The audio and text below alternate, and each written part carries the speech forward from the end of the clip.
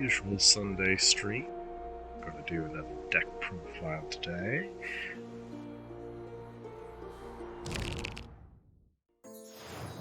So this is a deck that I call Death Knights.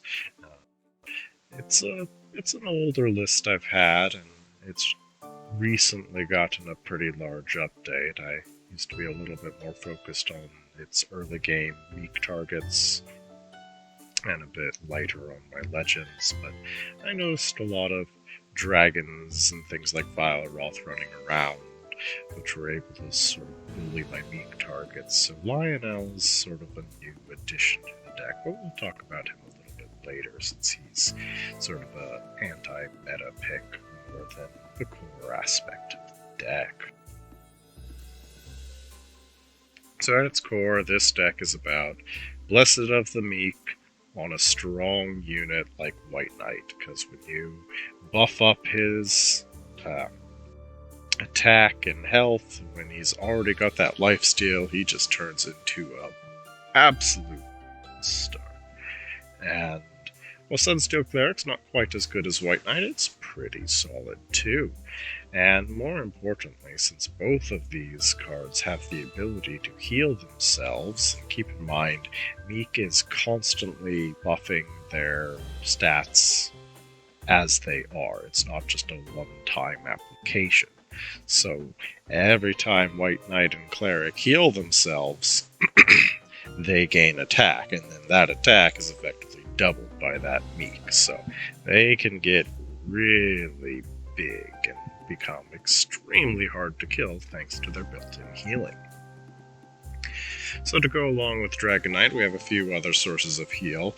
Obviously Reconciliation, just because it's a card that most Crusader decks are going to want. Just heal and draw.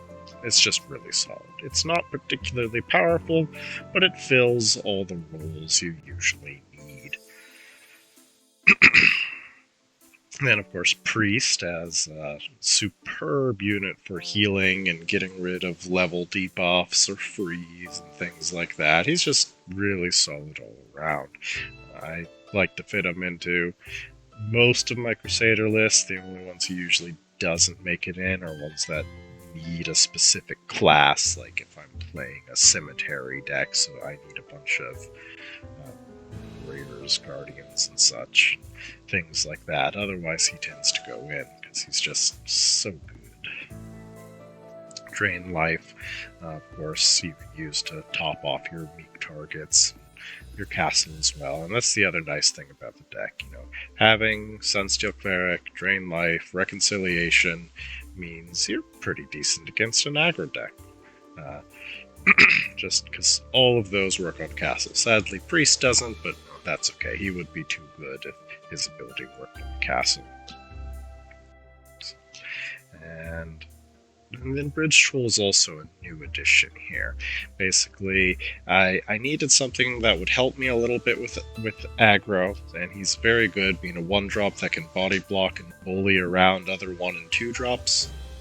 And the other thing is, I felt, just 2 targets for Meek wasn't enough, and since I wanted an early game drop, but I also wanted another Meek target, he's not too bad, because you can either sort of drop him defensively, or you can rush him over to your opponent and be a nuisance, and sometimes your opponent will just opt to ignore him, since that gold cost can be expensive, and when they do that, then you can just Meek him and cause devastation in their back line. So he really helps fill one of the deck's other issues. Previously I used to be running things like the sniper. What is the super long range? The Deadeye. But the deck's mana count just kept getting higher and higher, so Deadeye had to go, unfortunately. So Bridge Troll's sort of standing in for what Deadeye was doing, helping me have a nice early game drop that also doubles as a weak target. Obviously, he's not nearly as good as White Knight or Sunsteel Cleric, but you're not guaranteed to draw your other knights, given we do have Journey into the Desert, so we can pretty reliably find our core knight package. But Bridge Troll gives us a backup, some early game, and some surprise Meek shenanigans. Speaking of draw power, we've got a pretty decent amount in this deck. Journey to tutor our knights, Shadow Ward for spell protection and armor. This card's particularly important for the turn you're going to play Meek. If your opponent has any resources open, you really want to try and make sure you have a spare gold for Shadow Ward. That way, when you play your Meek, your unit doesn't get destroyed before Meek goes off, because that is usually how Meek decks lose when their Meek play gets countered, so they end up losing not only their unit, but the Meek card before it can go off. Given this won't help you versus stuff like Winds of the North or anything that gets rid of runes, but it will help with a lot of the common answers that decks run. But we've also sort of moved away from the Meek focus, like I was talking about. We're not running Deadeye and a couple other targets. We're just running our core 3 plus a tutor, just because people are running ways to counter Meek more and more. You don't want to put all your eggs in that basket and rely on. So I've padded out our Legend Suite here. I believe originally I just had 3 Mordok and a Dracula. As much as I love Mordok, he is quite good. He does have a bit of an issue, though, because if he comes down more in the late game, he's just a bit too slow. Like, he really needs to come down on curve and get some time to get his ball rolling and get leveling up before the late game threats like the dragons are showing up. But, at 6 gold, if your opponent's next turn is to drop a dragon, you're going to have some trouble here, because he's not going to be nearly big enough to deal with that. That being said, he is an absolute monster if he gets to come down on curve and gets a couple turns to power up, because then he will just get bigger than dragons. But between him being a little bit expensive on mana and the fact that you don't want to draw him in the late game, I was a little bit torn there, because on one hand you want to play him on curve, but on the other hand you don't want to draw him in the late game. So it's like, do I run 3 because I want to guarantee I get him on curve, but then risk sort of flooding my hand later on, or do I make it less likely for me to play him on curve and conversely less likely to draw him in the late game? And my most recent change was to cut him to 2, because he really needs to come down at the right time. So either on curve or once you've answered a dragon and there's some stuff for him to have some time to get the ball rolling. So he feels a little bit better at 2, and with the dex draw power, you still can pretty reliably find him for on curve, or you can just sort of hold him in your hand until the time is right. You just need to play him at the right time. Play Mordok at the right time, he's terrifying. But if you play him at the wrong time, he's just gonna die. So speaking of that, time to move over to the other deck's latest edition. Because dragons, bully Mordok and our Meek targets, Lionel is just an amazing dragon slayer. He just plops down and says, I am big enough to 2-shot any card in the game and 1-shot pretty much everything but dragons. And it's just a phenomenal answer to the cards that bother this deck. And there's a few ways you could play him. You can play him defensively, holding him in your hand and just targeting a big unit and planning to kill that big unit. You can also play him early on curve, just to clean up any aggro messes, since he's just this big giant body that is just going to destroy earlier game units. Or some of the most interesting ways to play him is, ideally you don't actually want him to fight his target, and so you drop him on curve, target something that's on your face, and then just rush your opponent's base. This means you're not only likely to win that face race, but it means they have to pull off the unit you targeted from your base to go chase him, because otherwise he is just going to cause some serious damage. So he's just a really nice, powerful addition that sort of plugs all of the deck's little issues. He can clean up aggro, he can clean up dragons, and he can help you win face races. And, he comes down with a lot of immediate impact, whereas Mordok needs a little bit of time. Obviously, just about every Necromancer deck I have has at least one Dracula, because he's just really cool, and you really want that transform effect to go off. And he helps us against aggro a little bit more.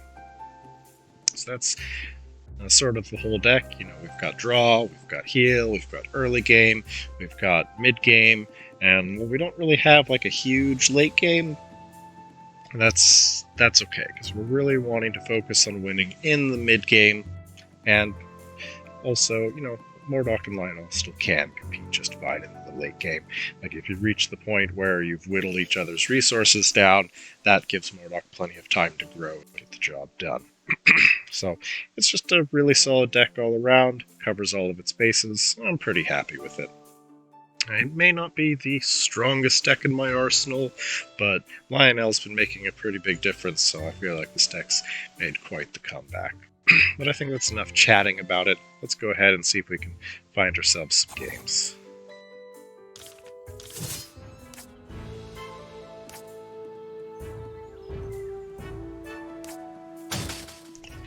Alright, well, let's see if we can drum up anything on Discord here.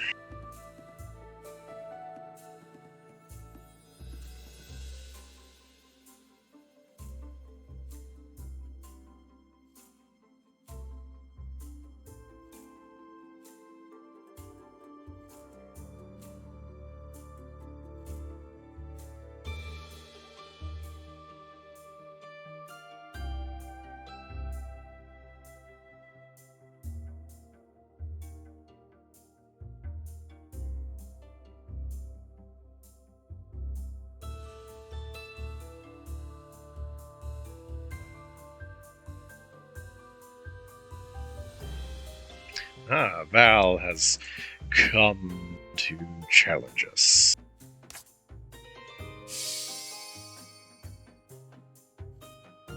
Let's see what he's brought. He's on red-black, so presumably Rakanoth and could be Tombstone, so it could be more of an aggro focus. We'll have to see. So, big thing is, you usually want to dig pretty hard for a Blessing of the League, because getting that early is pretty devastating. I might hold on to this Priest, though, just so I have a guaranteed opening play.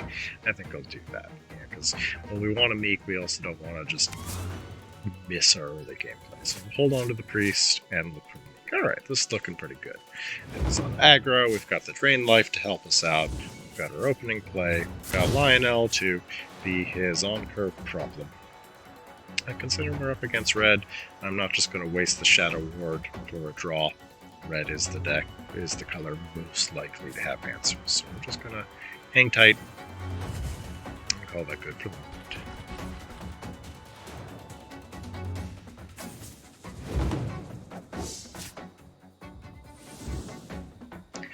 We're on initiative, and Guardians still have this weakness to their back, so I'm just going to drop Priest here where he can shoot at the Guardian's back.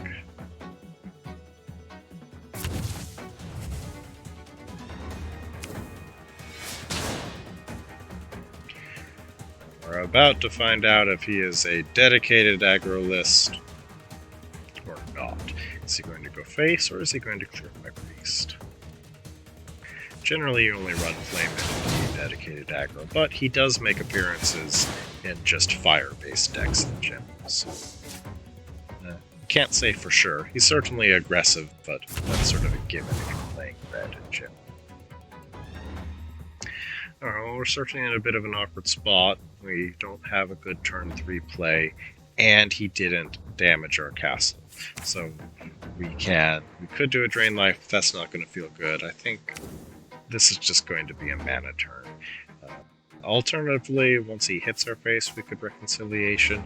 It's really unfortunate missing this play. Usually we don't, since we've basically got 9 targets for it between the Knight Tutor and our other 2 weak targets. So a little unfortunate here, but we're going to have to work with what we got. Maybe we'll Reconciliate, maybe we'll mana. See what happens here. The mana count in the deck is a little higher than I usually like, so it's nice to grab an extra mana burst here and there anyways. That Magma Titan is getting uncomfortably close. Alright, well there's our Sunsteel Cleric, so that's a pretty clear play for the moment. I think we'll just... Oh, we don't want to allow this demonic lobster to get to our back.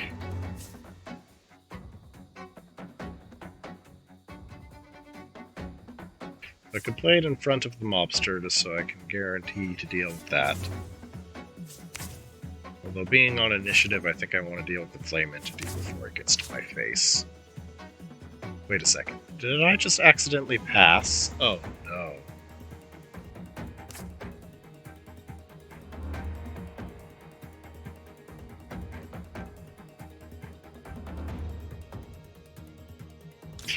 Well, that's unfortunate. Ooh, that's gonna hurt.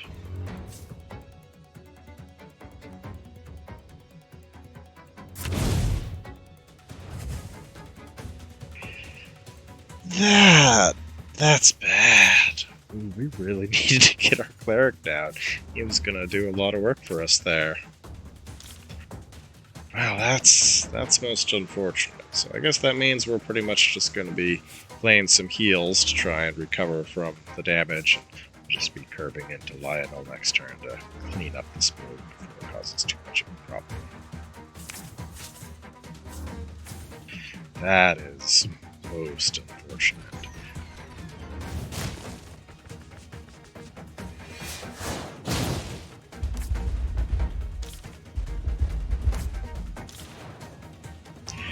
Well, we'll drop a reconciliation, see where that gets us. We're still a little bit late, and now we're wasting a bit of potential heal from reconciliation, but I think I'd rather spend the gold.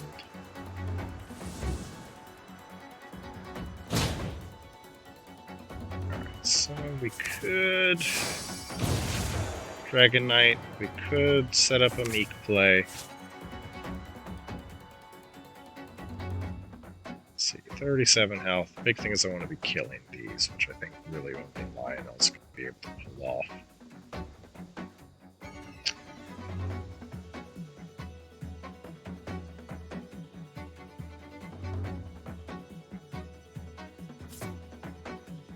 Six with meek. Yeah, no, we pretty much need Lionel to drop here to be able to clear this off of our face. Not really another option. It's just a question of who we want to target right now. We could target the mobster in the back, since he's going to need a little bit to get to Lionel and be on an initiative so we can sort of run away from him. And I think that's going to be the plan. I'm going to go ahead and Lionel this mobster in the back. That way he should survive to clean up both of these titans and then maybe even run further away.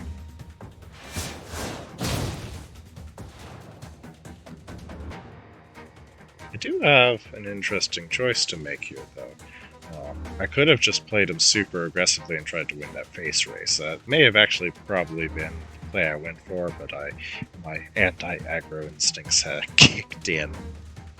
So, I just also assumed... Yeah, I probably should have tried to just do a face race, but oh well, we're committed now. Let's get this off of us.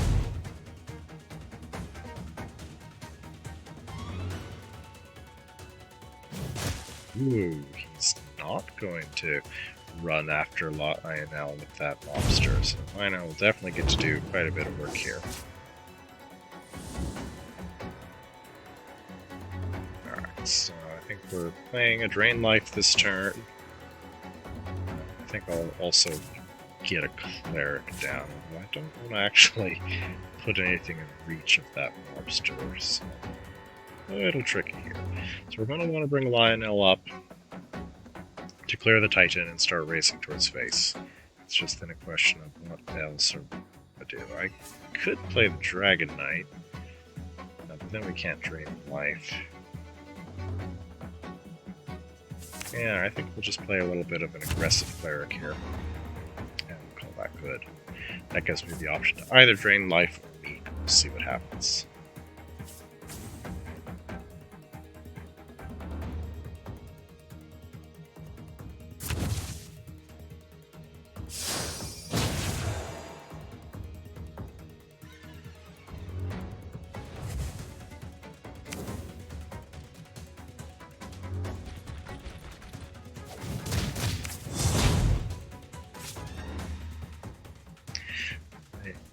little bit of an awkward spot, certainly.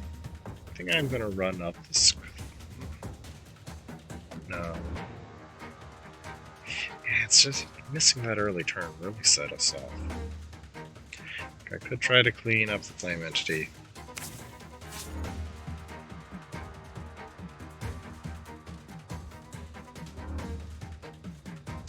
No, I think we're just going to pass and see what he wants to do.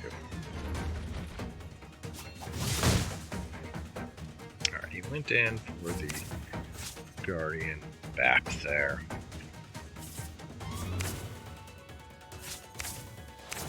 Might go for the Drain Life play. That's just a question of, do I want to heal Lionel? Or do I want to heal my face? I don't have any other face heals, so...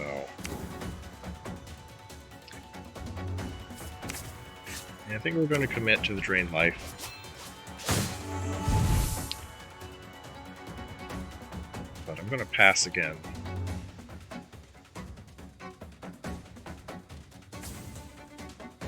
I'm just trying to decide whether I want to Drain Life my face. Like, no matter what I'm Drain Lifing the Furnace Knight, it's just a question of where I send that heal. Because I think I could still potentially win that face race. What's our gold count? Alright, we are about to hit, like, Rakanoth turns, so Lionel's time for this world is a bit limited.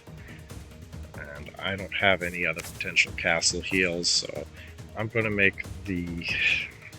I don't know which is the safe play. This is a pretty tough call. But I think since we do have a Blessed of the Meek ready to go, we're not going to put all our banks on Lionel surviving and making it to face. We're just going to top off our castle a bit here and plan to get some action going soon.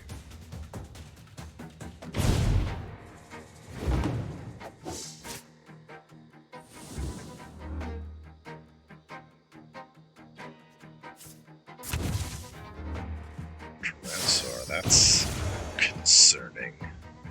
That fear is going to be pretty hard to get in big trouble with. It's more than likely just gonna overpower that Arbiter.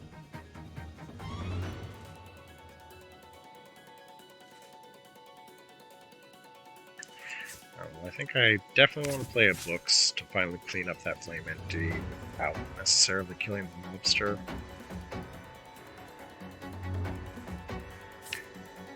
I think I also want to go ahead and drop White Knight. So we've got another weak target. Yeah, I think just... Alright, so White Knight.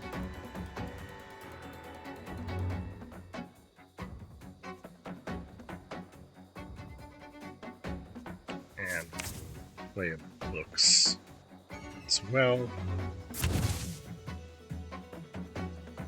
Saving a little bit for weak here. I'm a little nervous. I don't 100% know how my White Knight's going to run away from the spear. If he's going to stop at castle, or if he's going to go up or down one over here, which will definitely be a bit of a concern, because if Tyrannosaur hits my face,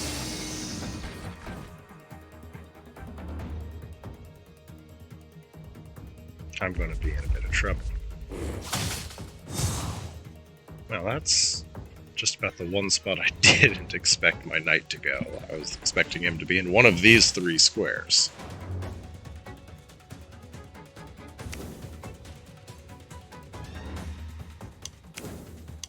Lionel, let's get Lionel out of that explosion there.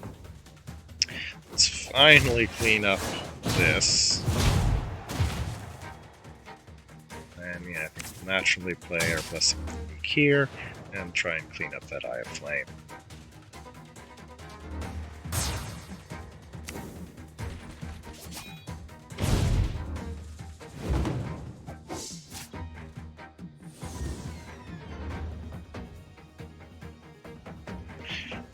We definitely need to block face here. So that's probably just going to be a job for Bridge Trolls. So we'll drop one Bridge Troll here. Then really have any heals right now, so it doesn't feel good to be dropping a Dragon Knight. I suppose I would with the Sunsteel Cleric, but yeah, I think we will. Cleric, get our mana tower back, and could drop another Bridge Troll.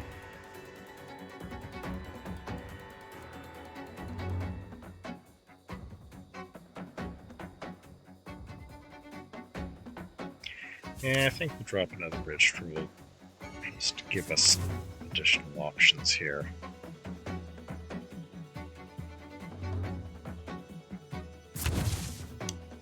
Save just enough for that Shadow Ward.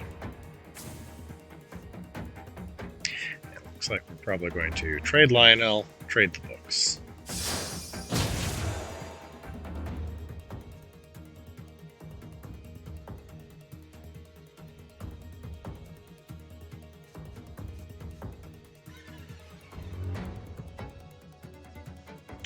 We'll have another question very soon of whether I want to kill off that mana tower or if I want to go face. I think at this point in the game, he's going to have enough gold to rebuild his mana tower if he needs to. So we will probably just start going face after we clear that Eye of Flame. Unless, of course, he drops another big backbone threat. Yeah, there's that Rakanoth. That explosion's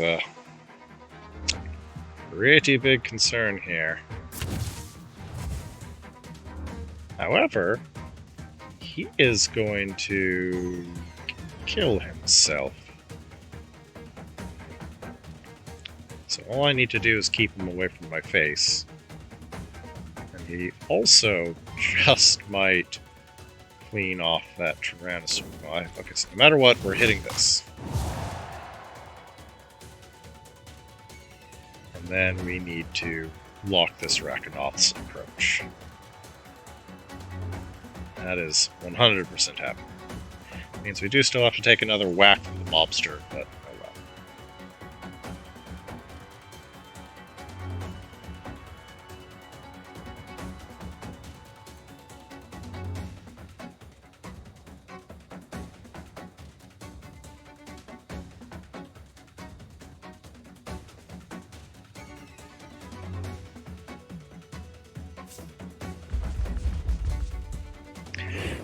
So it looks like he's most likely just going to sort of leave the Rakanoth here.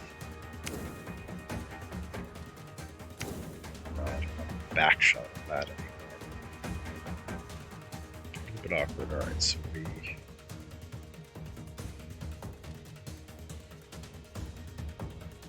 kill that mobster if we can. But we sort of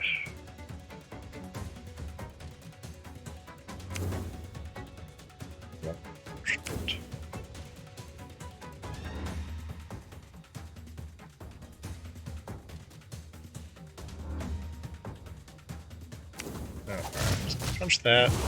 See if I draw anything. Okay, that'll be handy here.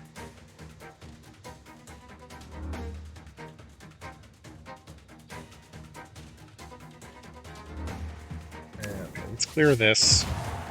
Now we see what he does, because if he moves this Rakanoth up at all, then that'll kill off the Tyrannosaur for us. Okay, so now I don't need to worry about killing the Tyrannosaur.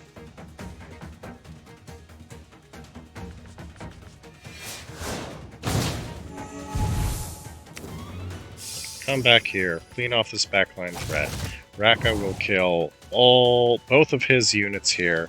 Now, there's no way I can save my Sunsteel Cleric, so we're just going to whack something here to get an extra heal. And Rakanoth will go boom, wiping his field.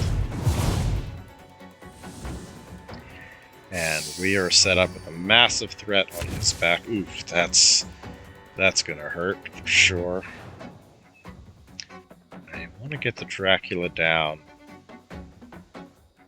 Yeah, I think I sort of have to get the Dracula down. Dracula alone is not enough to kill that Pyromancer, but I'll be on initiative. I don't think... Okay, yeah, Pyromancer shouldn't kill me. It's going to be a little uncomfortably close. Yeah, I think I pretty much have to play the Dracula. And then we just hold off on the rest here. to either Mana Burst or Shadow Warden Troll. We'll see what happens here.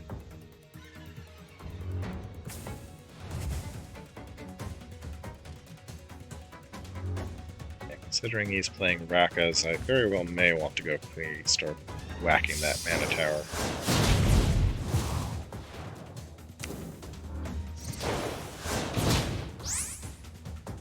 So I could just kill the Pyro with a Dracula attack. I don't know if that's actually a good idea though, because I am going to take a counter attack, but I think I'm going to go for it just so I don't have to tie Dracula up dealing with this Pyromancer. It's a little unnecessary castle damage, but we can just live with that. And then, yeah, let's go ahead and clear this mana tower just so he can't drop another Pyro or another Raka on us. And yeah, let's go ahead. Get some of our own mana back. Drop the Dragon Knight and call that good. Actually, I need to probably drop that in front of my face. I am on initiative though, so alright, I think it's fine to place him a little more aggressively, because I can always pull him down to block.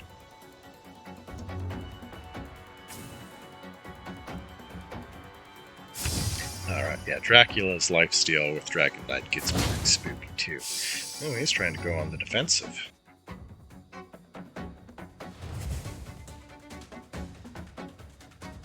Alright, I think first things first, let's get a second Blessing of the Meek here. Okay, he's not necessarily defending his castle, he was just trying to defend... Ah, there's Curse of Terror, another one of those phenomenal anti-Meek measures.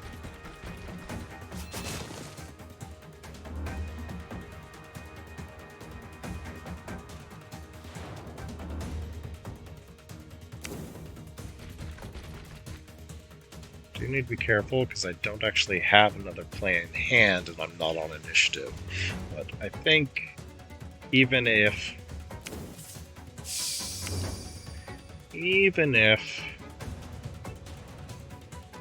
he drops a big threat, I can always move my castle back out of reach of pretty much anything. Hey, drained life. Okay, good. Yeah, our castle health was getting very uncomfortably low. But, okay, yeah, there's that Pyromancer. Uh-oh. I could be in trouble if I don't have a block for that, because I can't move castle back far enough. Oh, no. Did I just screw... I mean, I still have a chance to draw a blocker. But, oh boy, do I need to draw a blocker.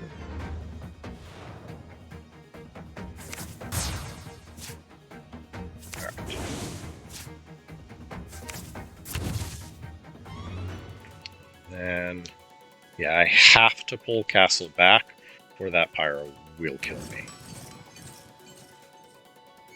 A little unfortunate, because that means I can't get the drain life off this turn, but that's okay. We are alive.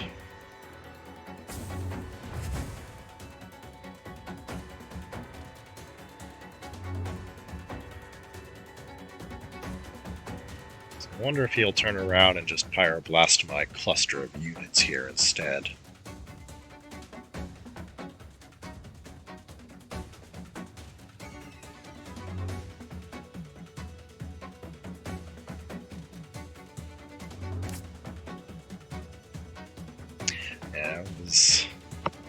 Yeah, it was a brutal match, but especially missing that early turn. But we managed to stabilize. You know, we got a ton of value off of our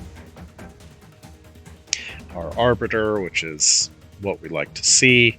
You know, we showed off that Meek is scary. We've got heals to push off the aggro, even if you miss up a turn. Given our missed turn, I think balanced out with when he accidentally killed his T-Rex with his own Raka there. Uh-oh. Oh, okay. Whew. For a moment I thought he was going to have the mana to just kill me. Got pretty scared there. Alright, so, okay, for sure, bopping that. And I might actually just, yeah, okay, we're just going to go for the win here.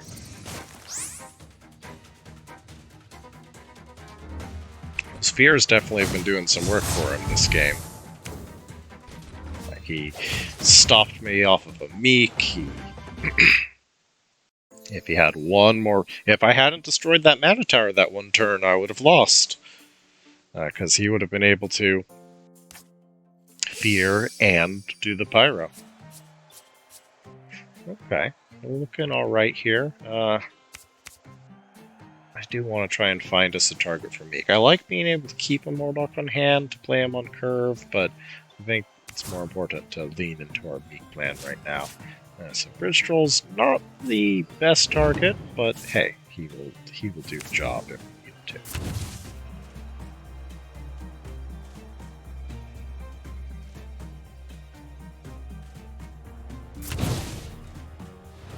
No, I think we're just gonna block face. We don't have to be an aggro deck. Usually I like to run him up and threaten mana tower with him, but we're just gonna stick him in the way for now. Because then we can drop a priest to heal him up.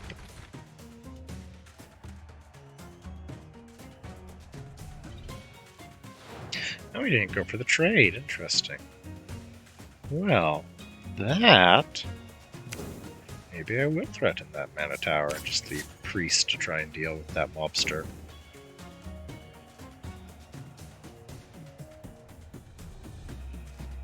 Alright, yeah. I'm just gonna send him over there to be that backline nuisance.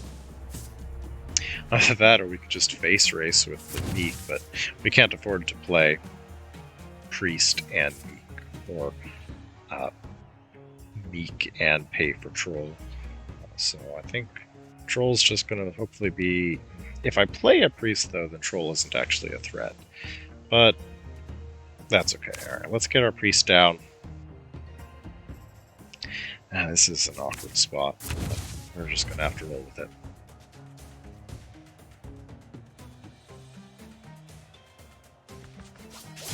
Okay, he did not like troll threatening his backline here. We're just gonna pass. If he wants to end combat there, I'm happy with that. Yeah, either he's gonna have to make a play first. Oh, he did it! Cool. I'm good with that. I am good with keeping those things away from my face. So, Troll's no longer worth meeking now that he's been targeted. Drain Life is an option. Not a great one, though. It's not bad. I could just fix up the Troll that way.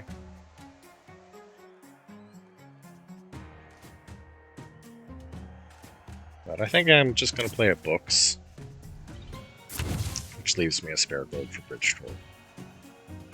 I wonder if I can get him in reach of Priest. Okay, I could get him in reach of Priest if I could have gotten him in reach of Priest. No longer.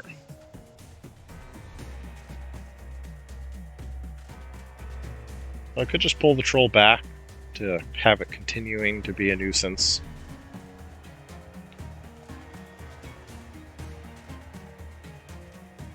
Yeah, I think I'm going to do that. I'm just going to pull the Troll back. That way he has to commit something to dealing with it. And I'm going to hold off on attacking with my Books because I want to get a 1-2 punch on the Guardian's back here.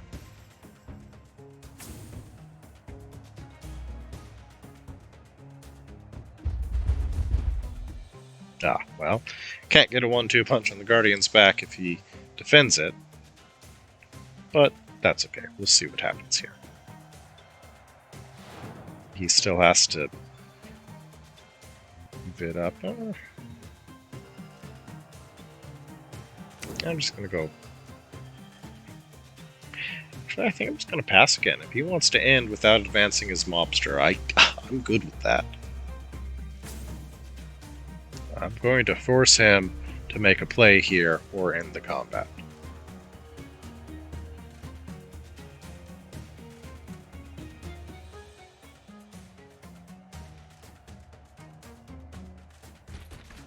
Alright, he has brought the mobster forward. So we will go ahead and get some work done on him.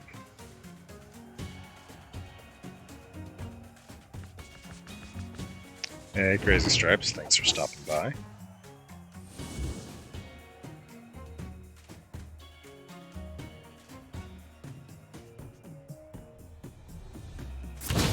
So we can definitely kill my priest if he wants to. But I don't know if he wants to. I think we're probably going to go for drain life play here. It's a little bit of a tricky place because there's nobody we don't want to meek the bridge troll unless we full heal him. Which may be what we plan here. We may just go ahead and drain life to clear off either this other mobster or maybe the imp. Yes, this is my Death Knight deck featuring Arbiter as my Dragon Slayer. Let's see here. Alright, so our options are just body blocking awkwardly with Library, but that doesn't feel good. Now I think we're going to do a Drain Life to top off Troll, and have Troll continue to be a nuisance in the back line. With him at full health will set us up for a nice Blessing of the Meek on him next turn. So, yep, we're just going to call that good.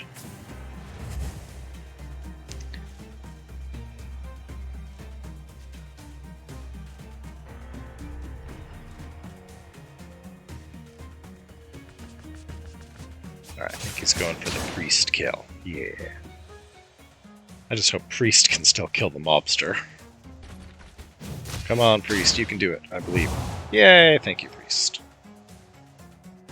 Alright, well now I think we go ahead and maybe we drain life with Magma Titan, so it's a little bit of a tricky choice here. Well, I think I'm not going to tilt my hand there, because Troll doesn't need to get any bigger to finish off this Mana Tower right now. So I'm not going to let him know I plan to heal up my Troll yet. Unless he's sniping. He is sniping, but oh well. Alright, so choices. There, well, I think I know I'm going to go beat up that imp a little bit. So that's happening no matter what. And then we'll see what we want to do with this Drain Life. It's just a tough call between wounding that Magma Titan before it gets closer, or just clean killing the mobster.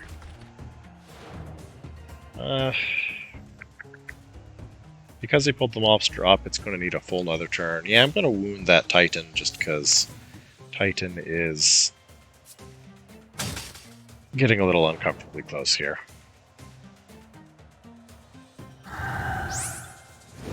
Alright, Troll is almost at full health. So now we've got a very nice, we can do Meek, Shadow Ward, and Reconciliation this turn. Although ideally we don't have to Shadow Ward, that way we can actually afford the Bridge Troll's attack. Okay, so we're probably not playing both of these, but we'll play one of them. Oh, Book still can't quite finish off that imp, but he's sure trying. Yeah, and I think we're definitely on Meek turn here. And we may be about to shift into Face Race.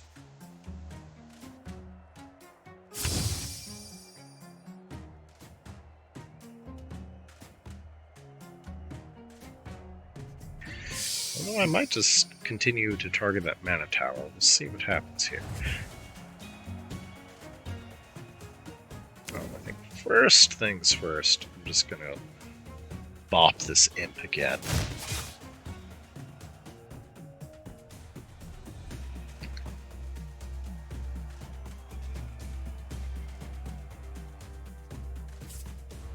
I think we are definitely playing the Meek.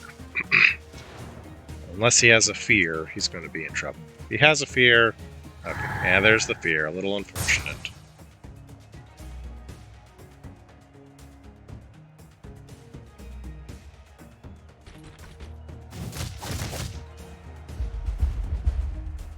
Well, he can just do some...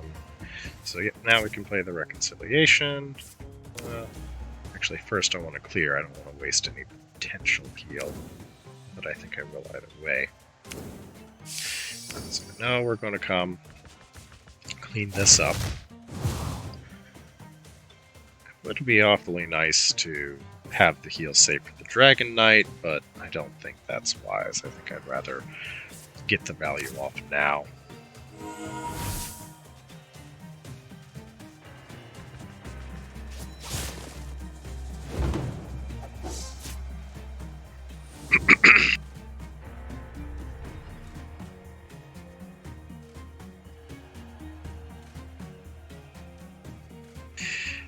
I will probably be... Ooh, Dracula.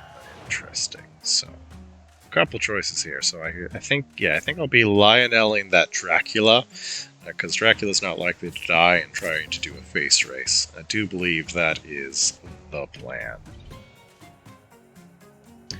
So go ahead and Lionel the Dracula, which is just a big concern, because I can go rush down his castle a lot faster than he can with mine, unless he's willing to just sacrifice Dracula into Lionel.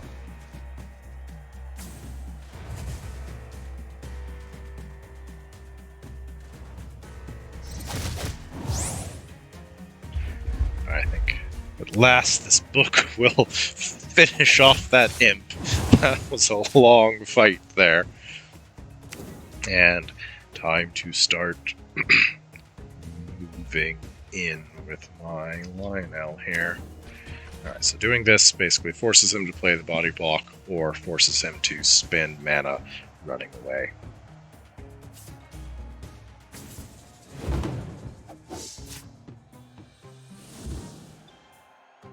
So we could get the Dragon Knight down, or we could get a couple other bodies down. I'm going to go for... no, we're going to go to the Dragon Knight because he can actually kill the Magma Titan. Alright, so kill off the Magma Titan and we'll save up gold for Shadow Lord here.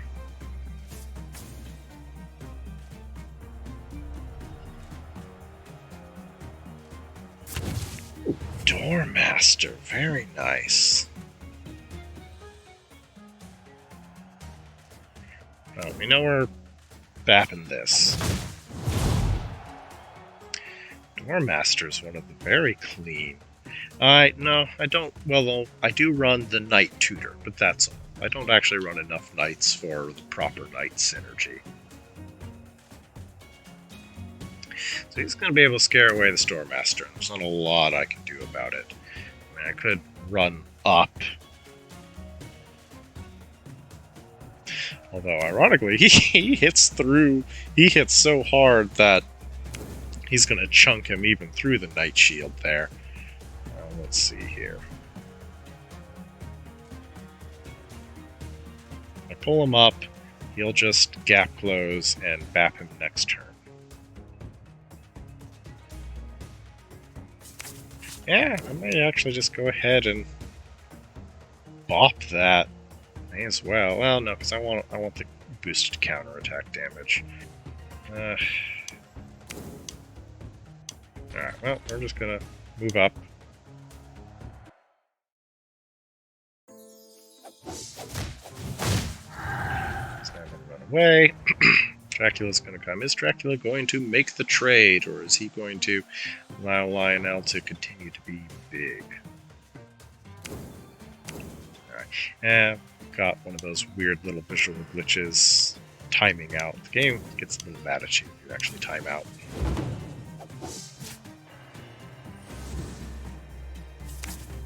And so Lionel will just slowly beat up this Doormaster and probably will finish him off with a drain life soon. We'll likely go on our Lionel, but we'll see what happens.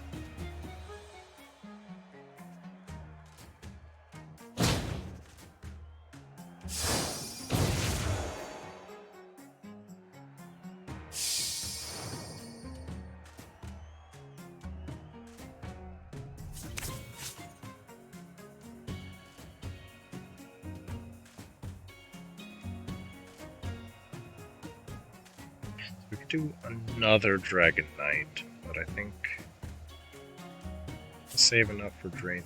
Well, I don't need to be Drain Lifing this turn. So I could do just Dragon Knight and White Knight. I think that's what I'll do here. Hey, Kami, thanks for stopping by.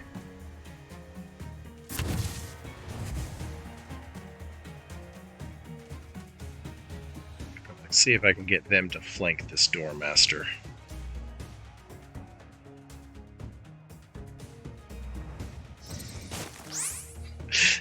Oh, I'm glad you came.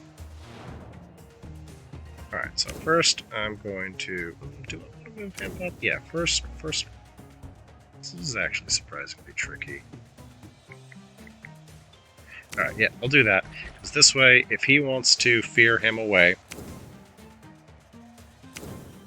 he has to allow these guys to flank him.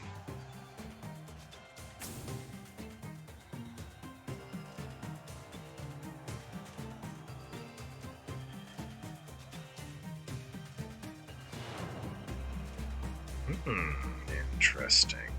So I could end the combat there. Or I could get my advance up. I think I'm going to advance this and see what he does. It's my Death Knight deck, although it's not truly a knight deck. It only has 3 knights, and that's... You're seeing all the knights in the deck. Dragon Knight, White Knight, and Sunsteel Cleric. Just because they're my favorite targets to tutor up here. It's a meek deck at its core. Okay, well, we're just... He forced us to do the move up, but I can live with that.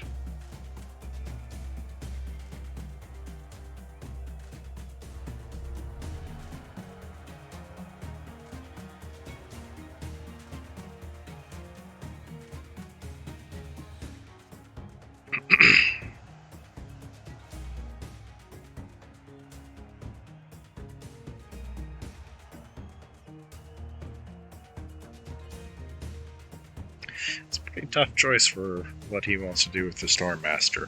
I'm on initiative, so I'm going to be able to kill it from the flank. Hey, Beastly, thanks for stopping by. Oh, he's just going to let it go for the moment. Right. So I think we're definitely going to be wanting to save some for Drain Life. I could throw down the library first, see what we draw, because we don't really... Yeah, let's just throw that down, see what we draw. And we do want to save enough for Drain Life, so... But let's go ahead and drop another Cleric. And call that good for the moment.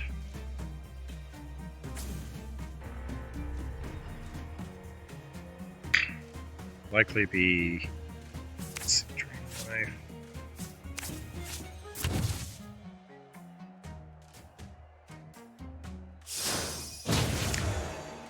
tip my hand that I have the Drain Life, even though I think I'm being sniped. So I really want to try and rush this Lionel to his face, so I need to be careful how I go about this.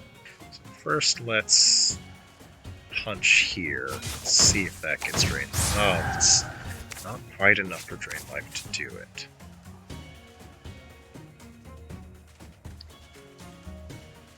Which means I need to just punch that again to get it in Drain Life. Kill range. Awkward. Actually, I think I'm just going to pass and see what he does. I am giving him the opportunity to move all of his units, but I can live with that. He's likely to just run up and bop away the Lionel. But if he does that, then I can get the Cleric flank in. Alright, so he's going to fear that away first. Which means I...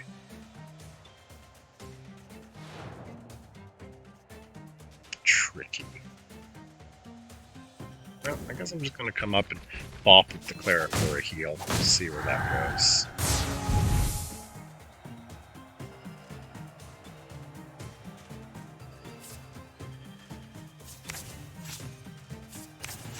It's so unfortunate. Drain Life is just short of killing that Doormaster.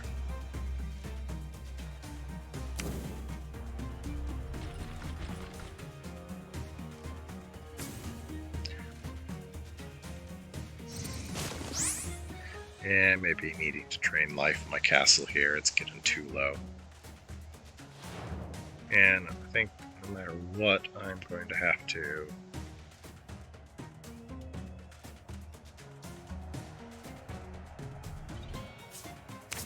And let's just go ahead and finish this off and heal up our castle. We need to do that. It's a little awkward, but that's okay.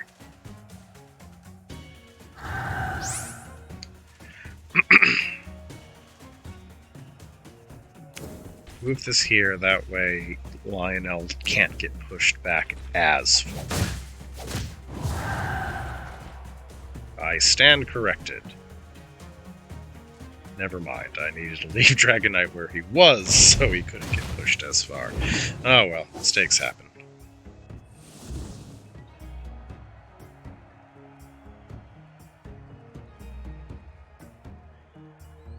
Yeah, these door masters were a bit problematic. Well, although, on the flip side, while the Dracula may be problematic, he is keeping Lionel super buffed, and which is a pretty big deal for us. But yeah, we are only one turn away from Dracula finishing us off, too. These door masters are just making it impossible for Lionel to get to face. Like, I wouldn't have minded Araka, because at least that would have been a heavy investment from him. I would mind Araka and a door master. Ooh, that's good. That's some explosion value, all right. Oof. Yeah, I don't think I'm winning this one. Let's see, what can I draw that could help? Not much, but I guess we're going to draw a card and see what happens here. Not much. Guess we're going to try again. Yeah, that explosion is gonna hurt.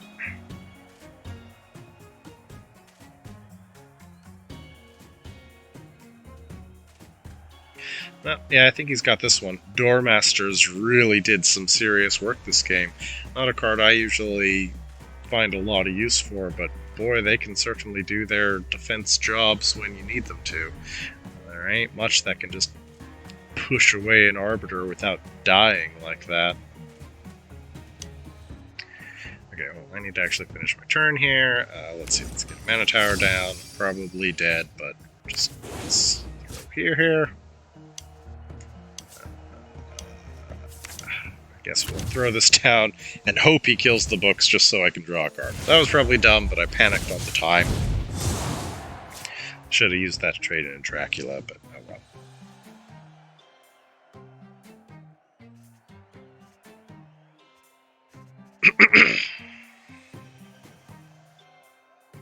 Yeah, Door Knight has just made it so I can't get to that face. Okay, he's had enough of Lionel being a big boy, so now that Lionel got beat up enough... Timer! Why are you being so rude? Well, I have unfortunately just murdered him. But, oh well, not much to be done about that. Let's grab a heal.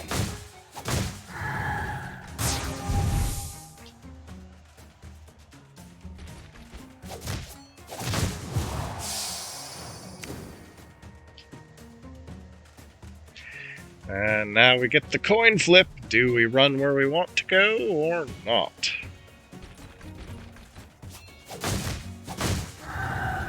Damn. Got the bad fear there. Oh well.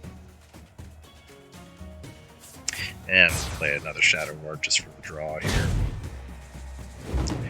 Alright, at least I have an opportunity to block my face.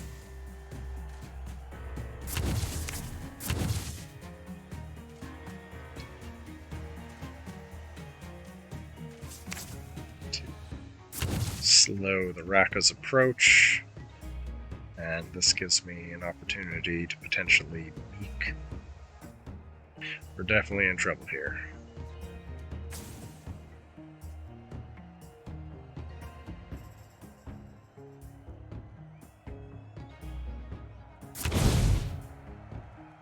Very well played, Titan.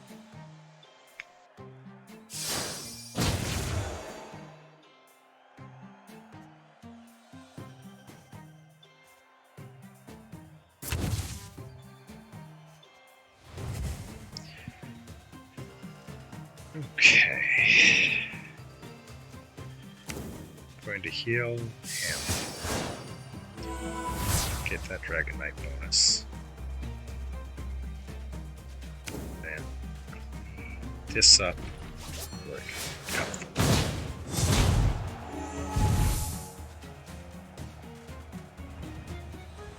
oh. Oops.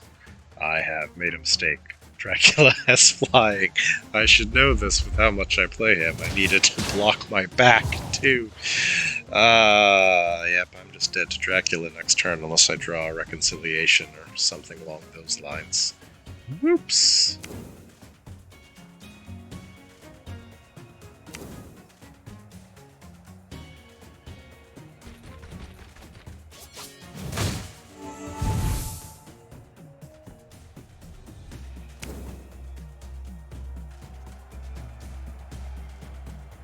Pass back, see if I can get him to move his Raka. Actually, that was probably dumb, because now Raka is in explosion range.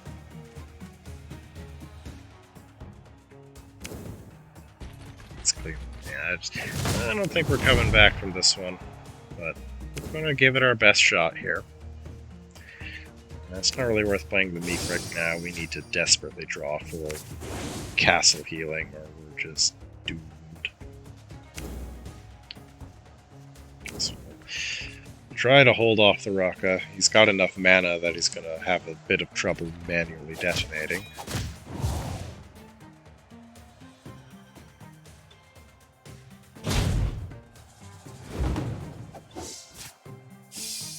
Alright, Lina will help, but unless I draw healing, I'm just toast either way here.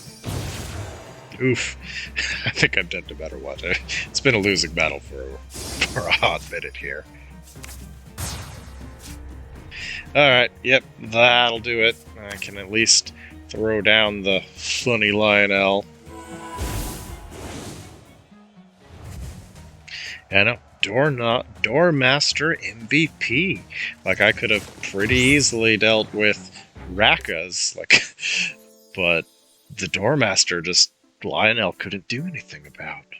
That was a really cool tech, not a card you see very often, especially in what I assumed was more of an aggro list. That was a fun match. I really got caught off guard by those Doormasters.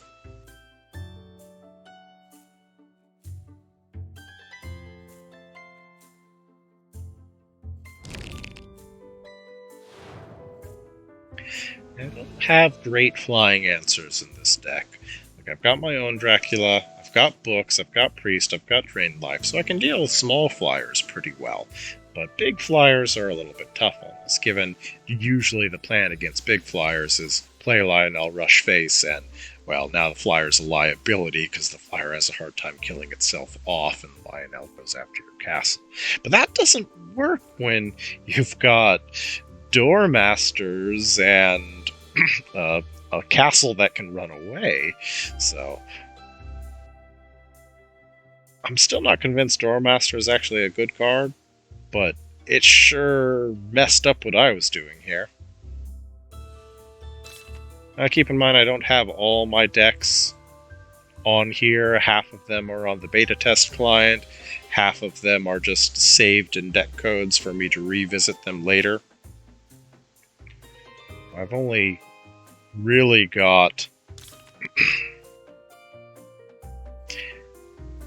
30-ish good decks, and then, you know, there's like 50 decent decks or decks that need more work, and then there's a whole bunch of bad or unfinished things that technically are there, but aren't, but barely really count. But they are ideas to revisit later.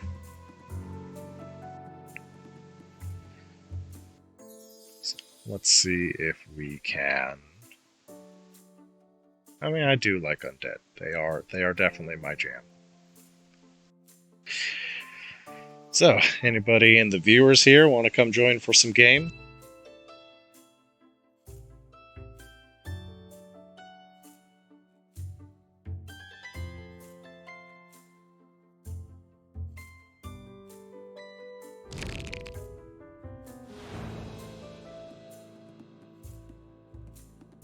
still wondering if there's anything I can do to improve this further. The most recent change, of course, was adding Lionel's, dropping a Mordock. Is there anything I could have done differently in that match, or is there anything I could run that would have helped in that situation? Colossi Focus certainly can work. There's a few really cool reasons that you can run Colossi. Let me just grab another list for comparison. No, it's not actually a good example. Hold on there.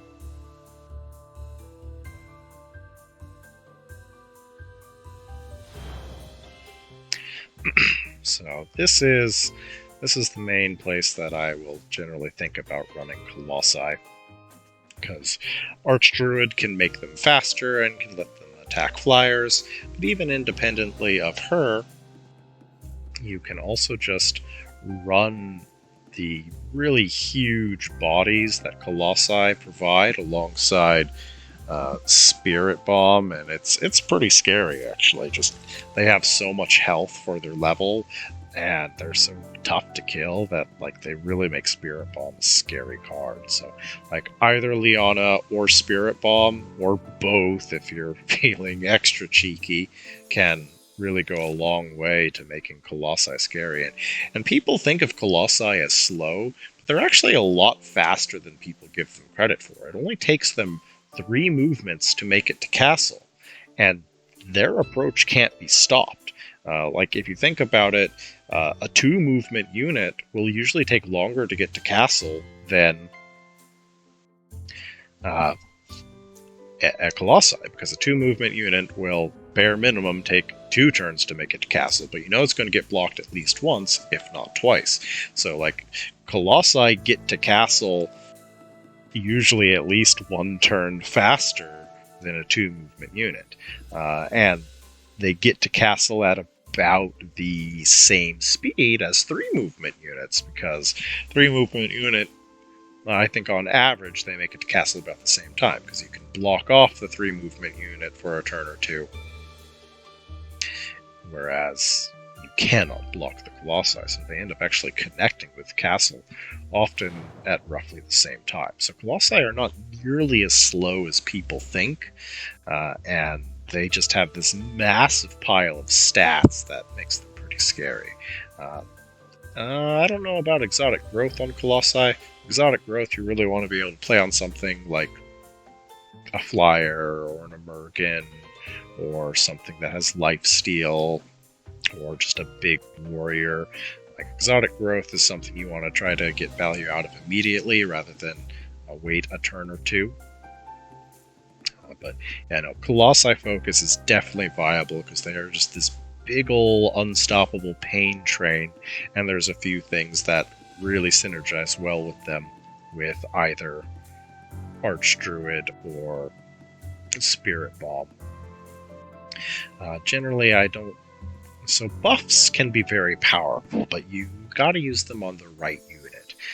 That usually means either a flying unit, because it's less likely to get removed, or something with lifesteal, or just any really big, fast, aggressive unit that's hard to stop.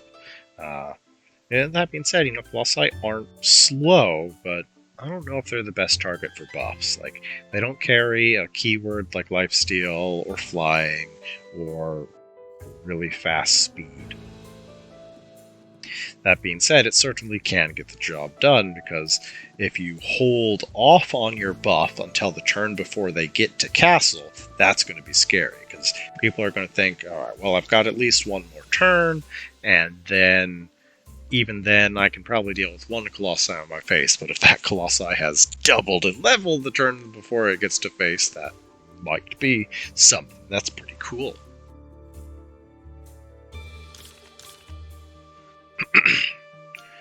I'm gonna go bother folks on Discord here, since we're not getting any of the viewers hopping into play.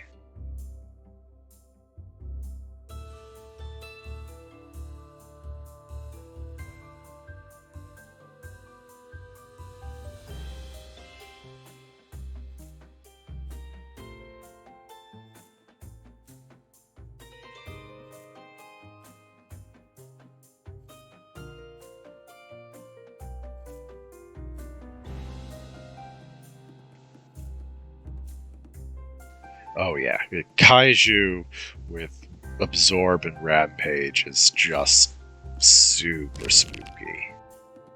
Like, Kaiju is fast, especially if you get him with Liana, which is, which is that deck I'd pulled out just a moment ago. Uh,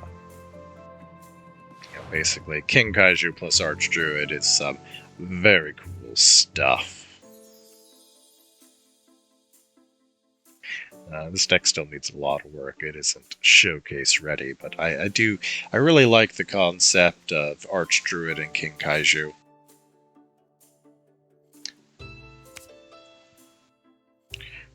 And you don't actually have to have Archdruid or Spirit Bomb to make Colossi good, because a lot of them are just really solid units.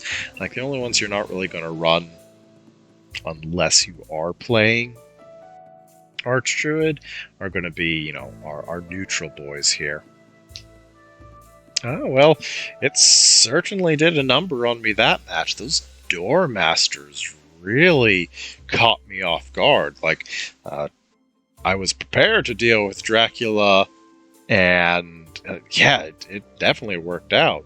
Like, that worked really well. Like, my Arbiter can easily kill Rakanoths, and it can punish playing a Dracula, because Dracula's hard to actually kill off, and I can usually win the face race, and pretty much any small unit you try to trade into Arbiter is also going to die, but like, Doormaster was the perfect answer to Arbiter. Like, the shield block meant Arbiter couldn't kill it, and it just kept fearing him away. Like, Doormaster is the perfect counter to Arbiter that usually just crushes decks that are trying to rely on stuff like Dracula, and Rakanoth. And the ability to play that long game, artillery with Eye and Doormaster's Fearing was really cool. I really liked that. Like, that was really neat. And, it didn't feel like a gross aggro burn deck either. It felt like sort of a fair mid-range list that kicks into a late-game artillery win. It wasn't I got burned down in one turn. It's, no, you spent most of the game working towards that goal. So, like, I just thought it was really cool, and it did surprise. Like, the combination of you had Fear the spell, which wrecked my early Meek play, followed by Doormaster to combat my Lionel, was just like the perfect answer. It was really neat. I like the concept. Like, that's a deck type I like. You have a win condition, there is counterplay, and you're playing sort of an attrition game, which everyone knows I have a soft spot for. That was pretty neat. Obviously, we're not sure where we stand on the matchup since we're 1-1. We'd need a good 5-10 games to really get a feel for which deck's favored, but you certainly have the tools to be able to deal with mine, and you definitely are supplying some significant threats while being able to defend yourself. The only concern I have, which is why you don't see me running Fear in general, even though I like it in concept, is because dragons, which are quite popular, are immune to Fear. So, as good as Fear can be against a deck like mine that's relying on Arbiter and Meek, it just does absolutely nothing when big dragons are coming at you. So that's why you don't see me running things like Doormaster very often. Because dragons are popular and scary win conditions. So Fear sort of has a bad time against them, even though it can be extremely good versus other decks. So that's my main issue, is you made a really cool, really strong deck that is going to wreck a lot of, off-meta decks here, like what I'm running here, but it's going to have a really hard time versus the popular dragons.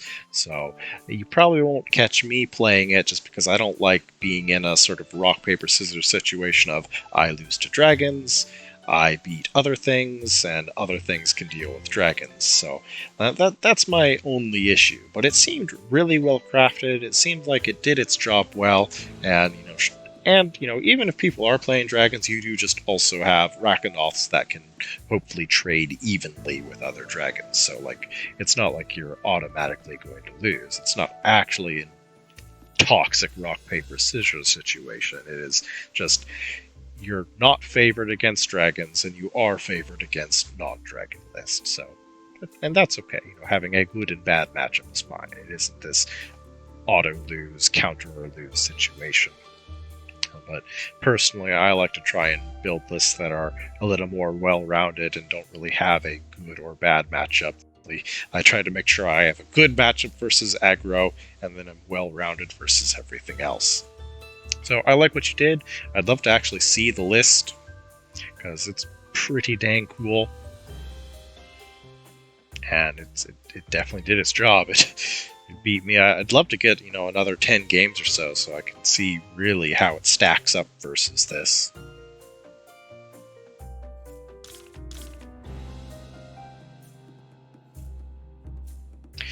Still no new opponents. Nobody in chat wants to come play.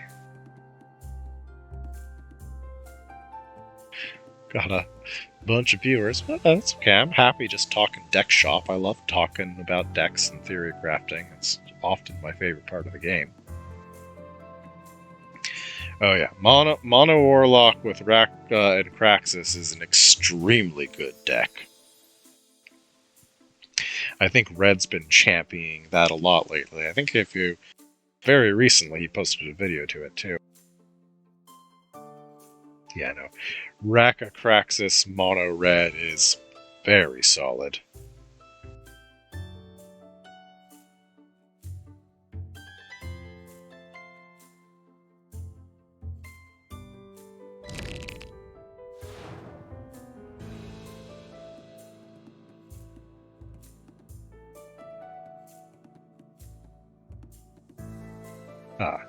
Yes. The most recent post before my stream post today was Red's mono red list. Alright, let's take a look at Val's list here, if he doesn't mind it being up on the stream anyways.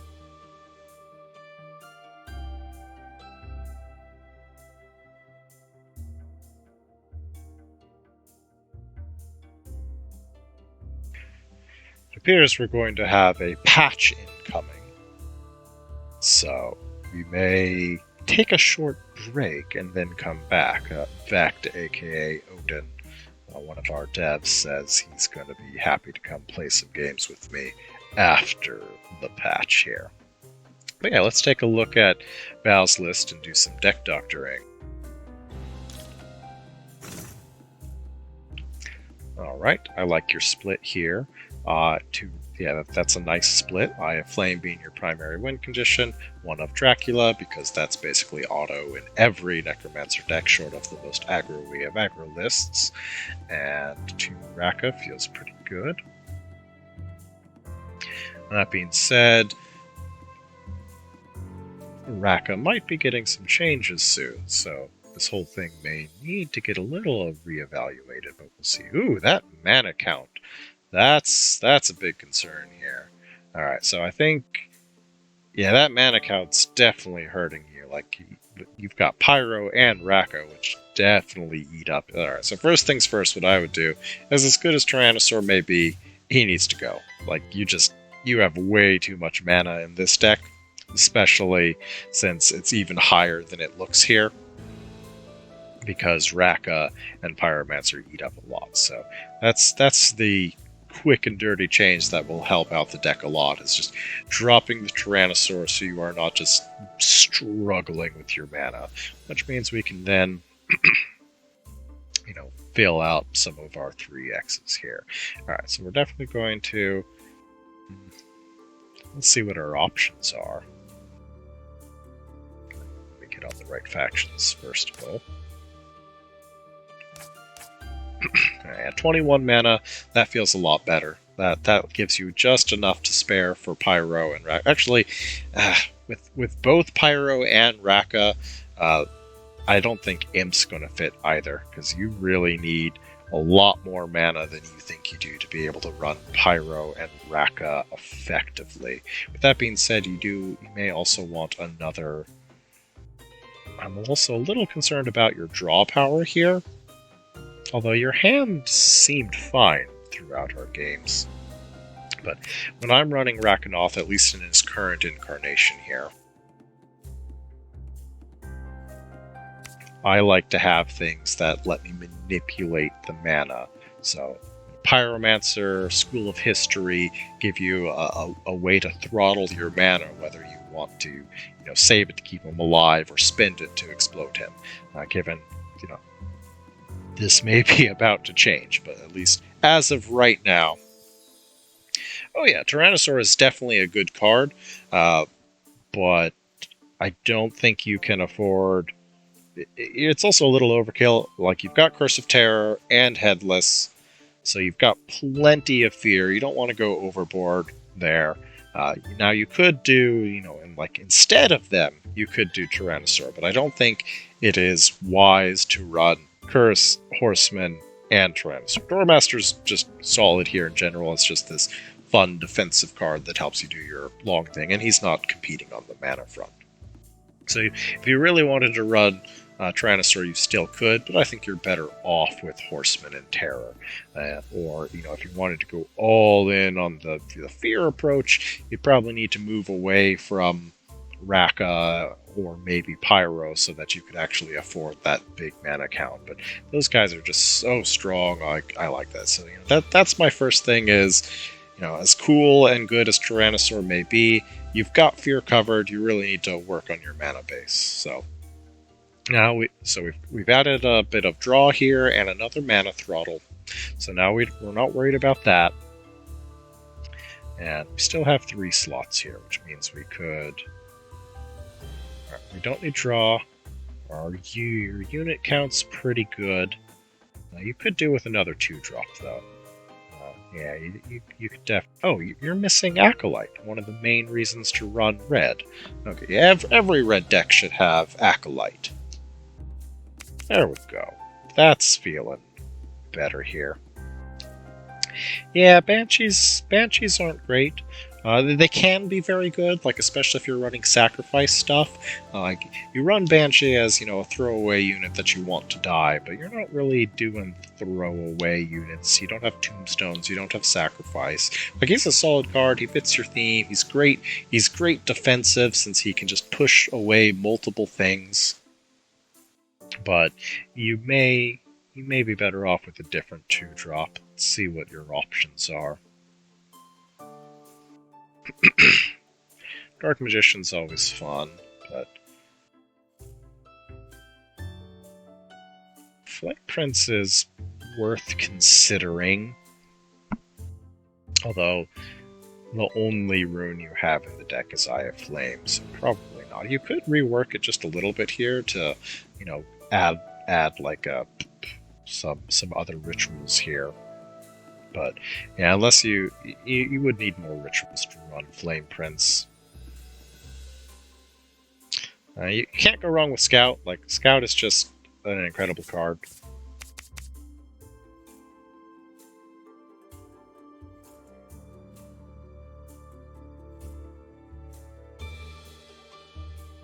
I'm not too sold on these Furnace Knights either.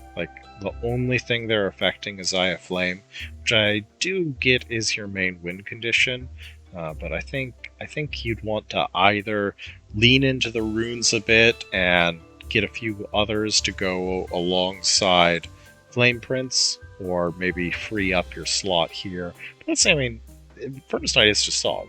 Good body, good defensive knight, does boost up your main win condition here. So he is certainly solid. Is there anything we'd even want to put in his place? I do like having Incinerates. Those are always nice. They kill Crypts. They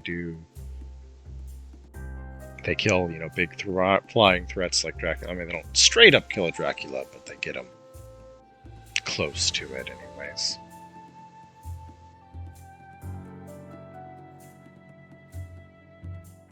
yeah, dropping Imp and Banshee for Scout and Acolyte should really shore up your early game a bit.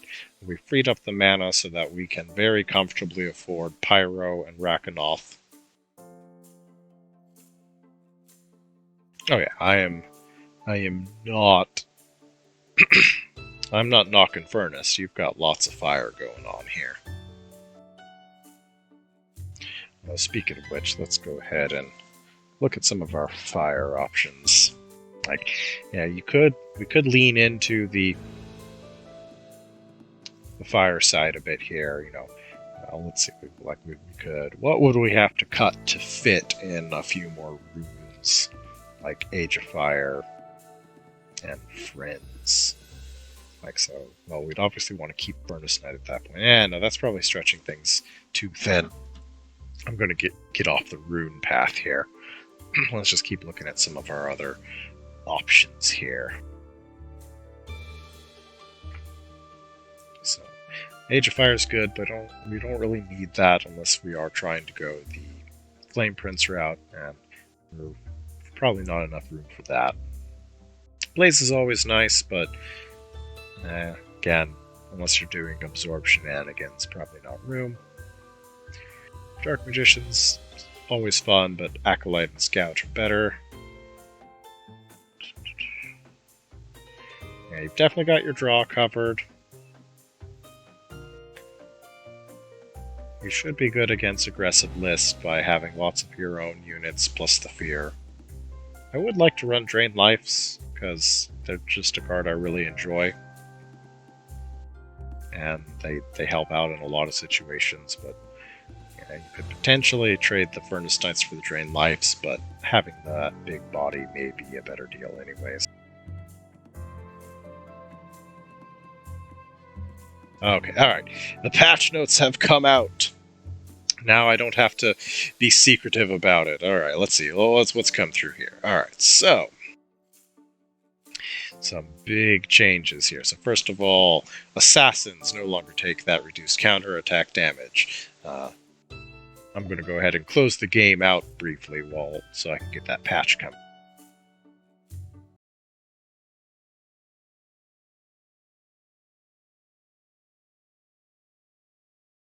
I guess I have to tell Steam to restart too to make sure that patch comes.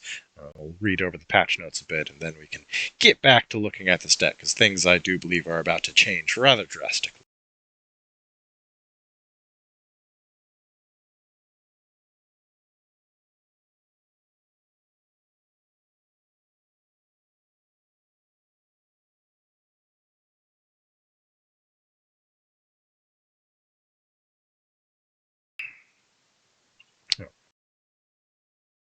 Let me get Steam booting back up, and then we can talk about the patch.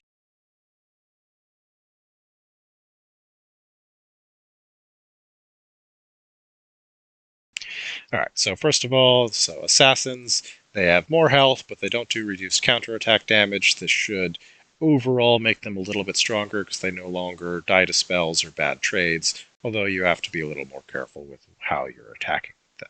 Cavalry are now distinctly different from Assassins. They do not get to backstab. They must actually flank, which I like, and a huge nerf to flying units. They no longer take reduced counterattack damage at all, which is good. It will make them a little bit on the weak side, but a lot of people really did not enjoy flyers, so this is probably fine. And they will still serve their important roles well. They just can't attack for free now. Guardians, it might look like a nerf, but it is actually a pretty big buff for them. Removing their weak spot on their back, just giving them flat 20% damage reduction is just really going to make them tough boys.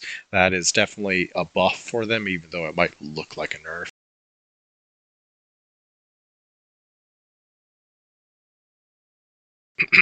So warriors have also shifted a bit here. They no longer have their tanky stuff, but they are doing 30% when they attack. So they just really hit like trucks. Like they can one-shot a lot of the squishier units of their levels.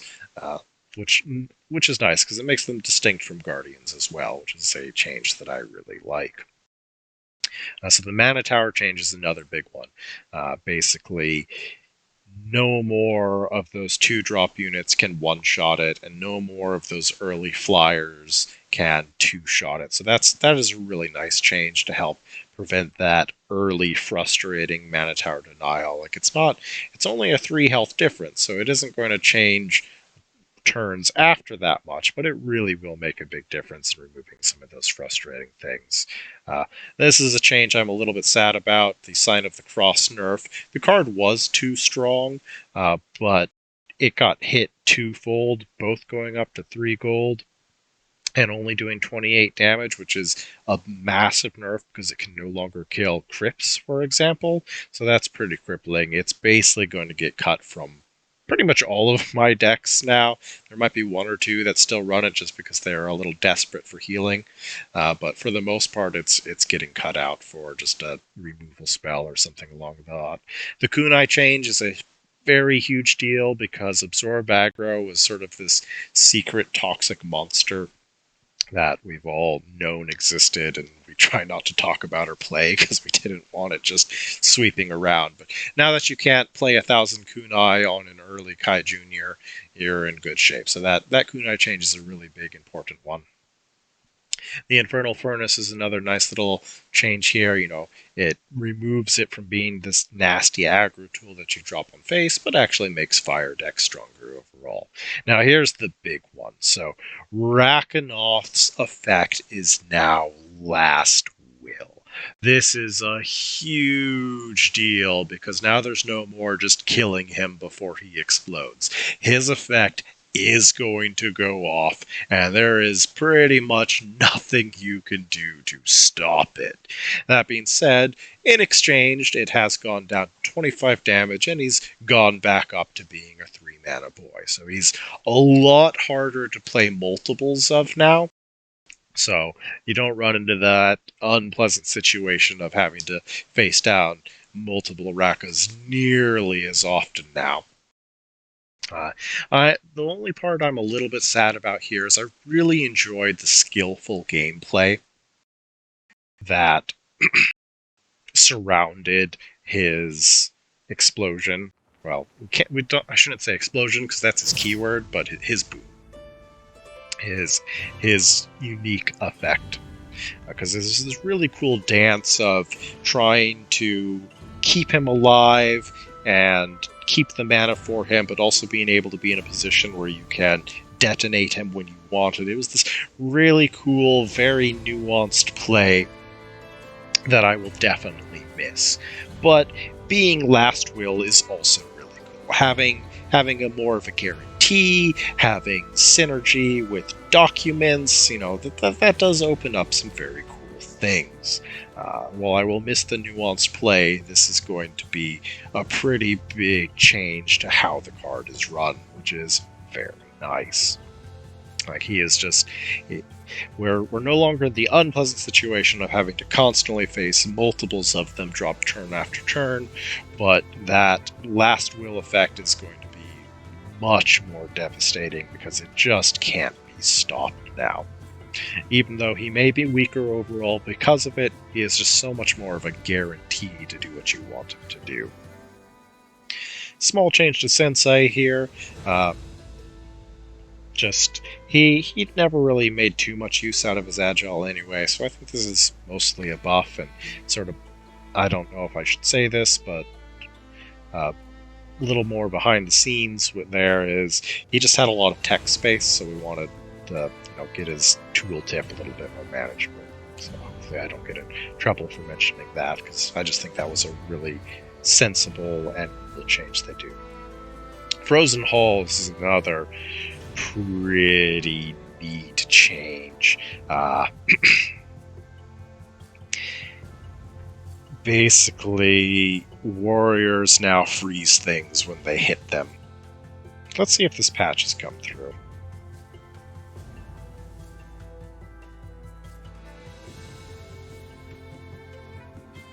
Did the patch come through?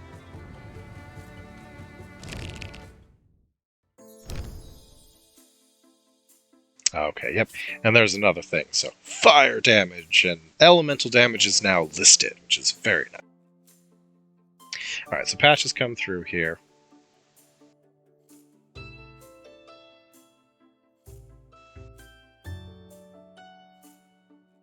Back to actually chatting about the balance here. Alright, where did we leave off? Okay, so yeah, Frozen Hall.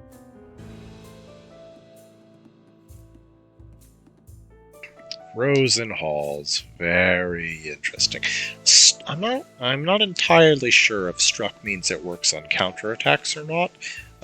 I know it used to say on damage, so this might be. We'll have to probably test that to see if that works on if it's effectively on damage or if it is on attack. Either way, it's a really neat card. The ability to freeze with warriors is a really cool thing. It's a really big buff to War Party style lists. Really interesting change. So Headless Horseman, I guess it was just a small little nerf correction there. Kargrim got a nice buff, so he can compete with Rakanoth again for the 7-drop slot, and Eye of Flame no longer has that obnoxious inability to defend itself in minimum range. Alright, let's see here. Some minor updates. So, weather has... It's no longer a keyword, but nothing about it's really changed. Hey, we get backstab, a much clearer keyword than ambush for assassins. Okay, just some quality of life changes, explanation for what sustain does.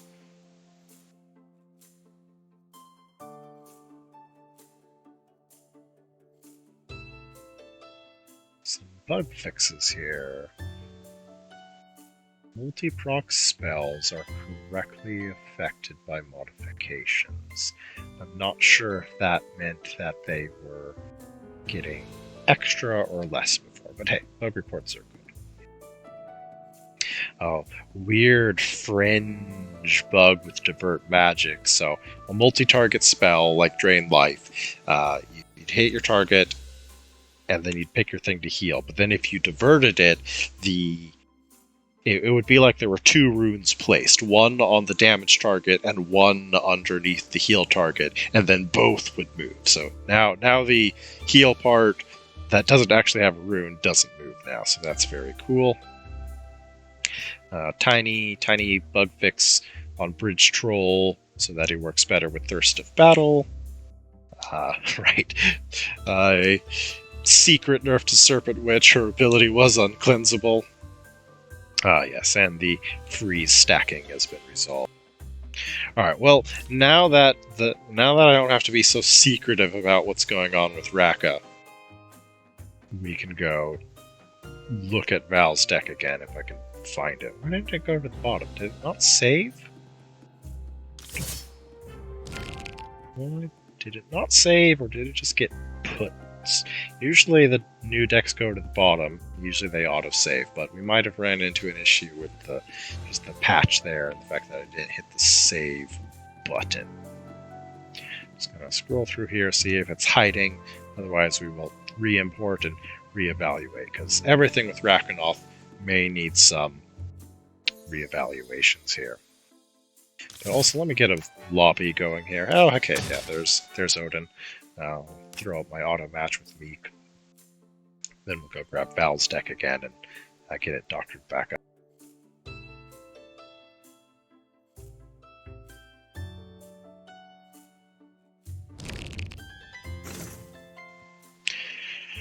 Alright, so first things first, Tyrannosaur out, Imp out. Now our mana's more manageable. Rakanoth is a big scary boy now.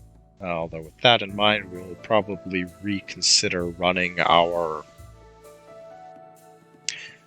Previously I loved School of History along Rakanoth because it was a good way to guarantee your explosion off of Rakanoth. Now that explosion is guaranteed anyways, so a little bit fine. Yeah, I mean, Imp is a solid card. It does have great synergy with Furnace. I don't think you can afford them, especially now that Rakanoth has gotten even more expensive. But now we can also just search for everything that has fire damage in it.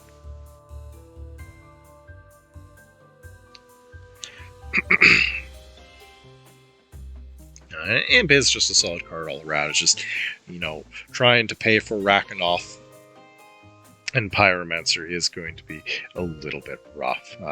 Another change you might consider to help along with this mana, so we'll go to... Never mind. I just like to run a Dragon's Temple when I can here. But maybe we'll throw one in, maybe we won't. Darmasters definitely did a lot of work that last game, so and they're pretty cool with what you're doing here. Let's see. Definitely don't want more than one Draconic Temple, since, we've only got 2 Rakanoths.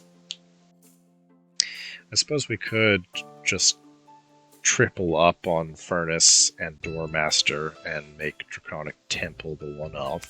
It pushes you a lot more into the late game here. Oh yeah, Banshee. Right. Dropping Banshee, getting our 2 phenomenal true drops. Like Acolyte, pretty much an automatic pick if you're running Warlocks. Like, technically doesn't go in every deck. Like, again, if you're on something like Cemetery or War Party that needs a specific unit type, you're probably not going to pick Acolyte. But if you're not building around a specific unit type, like, Knights, Warriors, what have you, you run Acolyte. And then, yeah, we'll get our other 2-drop here, back in here. Nope. Alright, looks like our match has started with Odin, who is, I believe, on his mana-pumping Rakanoth list here. Alright, so we keep Journey in the Desert for opening play. Shadow Ward's nice to have versus red. Let's see. It's a little early for Murdoch. I'd like to play him on curve, but, it's looking like we're going to Journey into the Desert, Flying Books. It's a bit of a tough choice here if we want to hold on to Shadow Ward. Considering we're up against red, there's a very strong chance of spell damage becoming an issue, so we're going to hang on to it. And plus, you can always just play it when you have a Spirit Gold and you need the draw, so it's never bad to hold on to. Alright, so, yeah. Our clean opening play there. Dragon Knight, not the knight we want to see right now. We wanted one of our 3-drops, but we will have another chance there. So, get books down.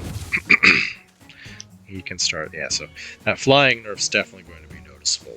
They are going to be a lot more fragile when they're attacking. They can still do their main jobs of being able to fly over to deal with backline threats and blocking your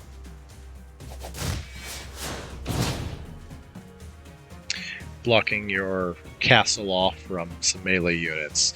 But yeah, you will have to be a lot more careful with them these days. Alright, so unfortunately we are in a very awkward situation. We didn't find one of our 3-drop knights, which is what we really wanted to see right now. Which means we're likely looking at just playing Journey to draw a card and Reconciliation maybe on our books here. A little unfortunate. I'm going to hold off on the Journey because we know there's nothing we can draw with Journey. Okay, yeah, so we're going to be Shadow Warding. It's just a question of when and how. I may just go ahead and pass. Actually, let's Shadow Ward, see if we can draw maybe a troll or something. What do we want to Shadow Ward? Alright, I don't think he'll be able to kill our Mana Tower. And as much as I may want the book to die, right now I need it to help defend me. So we'll go ahead and shadow word the books, and then we'll consider reconciliating in a moment here.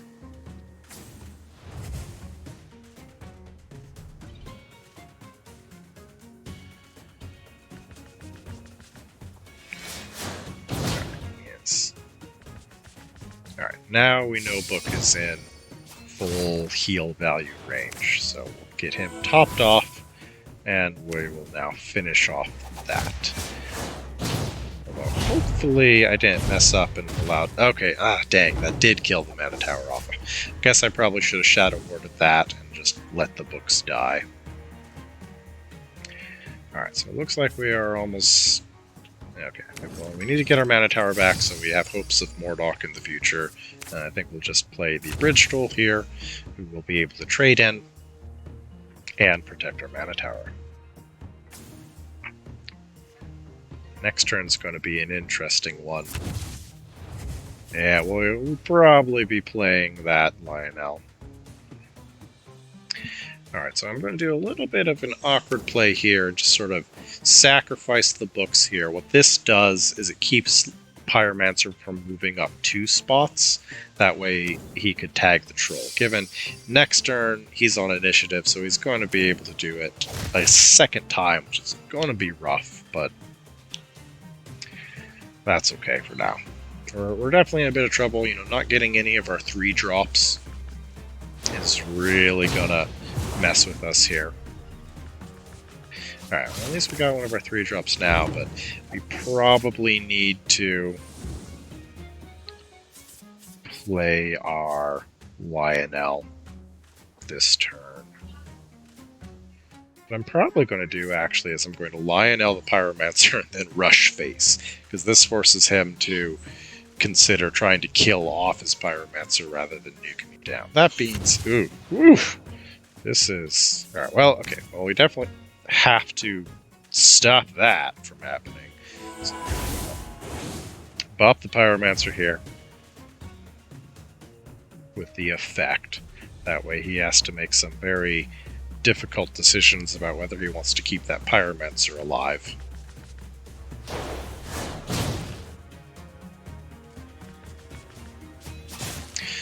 But yeah, we can do just a nice, clean kill on that owlbear with that super buffed Lionel. And I'm just going to bring the troll up there. We'll have a drain life to top ourselves off. We do have to make an interesting decision here, though. Do we want to rush face with the Arbiter and leave the Pyromancer alive? Or do we... Nah, I think our health's just a little bit too low right now to do that. I don't think we're going to win that race, although we might. Let's see here. So, Bridge Troll will kill the Imp. Pyro will do a bit of a number on us. This is pretty tough. We do have Drain Life.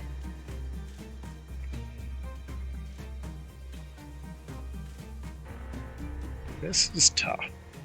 I think I'm just going to drop down a Sunsteel Cleric.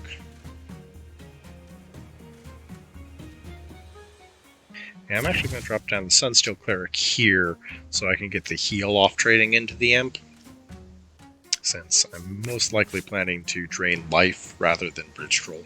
So we'll start with that. Yeah, I think we're going to go for the Lionel Rush. It's a little risky, but we're going to do it.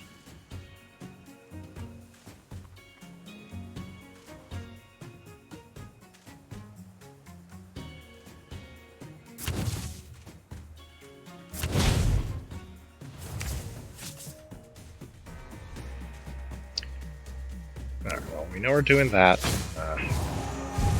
But I think now we probably need to kill that Pyro. He's just going to do too much damage on that back line if I try to rush face. Since he got the double body block here, neither of which I can clean up with Drain Life, rushing with Lionel's just not going to be practical.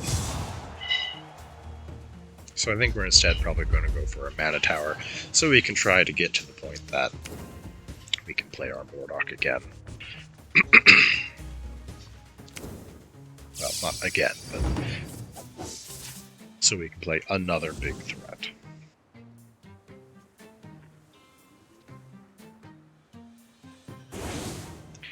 Drawing some owlbears. The fact that it's running owlbears means this Mordok is pretty unappealing, and he almost definitely drew a couple of those. Alright, I think we're gonna plop down a Dragon Knight here, just because, we're planning to start doing some Drain Life and our White Knight shenanigans soon, plus we already have a Sunsteel Barrack down. We're gonna call that good for now. We're just gonna bluff with our gold, but we'll probably just be drawing 2 cards off the journey. Alternatively, I could have... I think I made a mistake there. I should have played White Knight and done a Mana Burst so I could get Mordok down next turn, but oh well, it's done, it's done.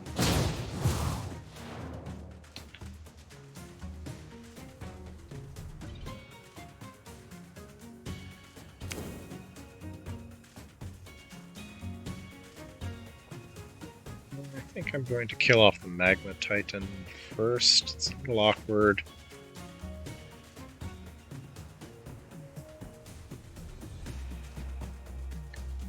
I could... Yeah, let's do that. This way we don't have to... No, I'm going to advance him. To off this. And... Ah, dang, alright. Sunsteel Barrack's not quite big enough yet. Let's draw some cards. There's no need bluffing any longer.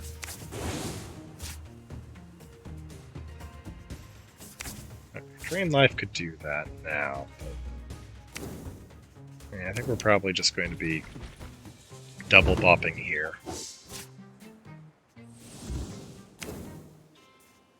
Oh, I didn't need that. Little tricky again. So we're probably Drain Lifing. I've clumped up around him, which isn't great, since I'm taking some free damage for doing that, but oh well. Alright, so we're probably Drain Lifing. I could play another Dragon Knight, though, to double down with the heal buff I'm going to get from Drain Life. Do need to be careful, because I do need to potentially save some for Castle. Definitely in a tough spot again. So we need to save at least 3 for Drain Life, so we're definitely doing that. And then it's just a question of, am I bopping with this, or just taking the clean kill and accepting that I misplaced my cleric? Yeah, let's drop the second Dragon Knight and plan on the Drain Life here. I think our plan would probably be to move Lionel away and then trade with the Dragon Knight. Especially if he doesn't... Ooh, another... Ooh. Okay, well, now I'm in an extra awkward spot.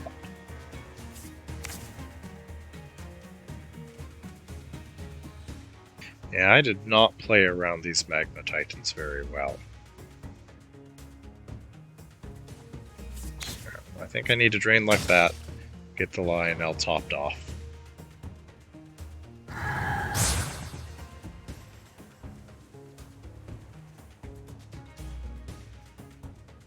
It's really unfortunate that I'm going to get hit by...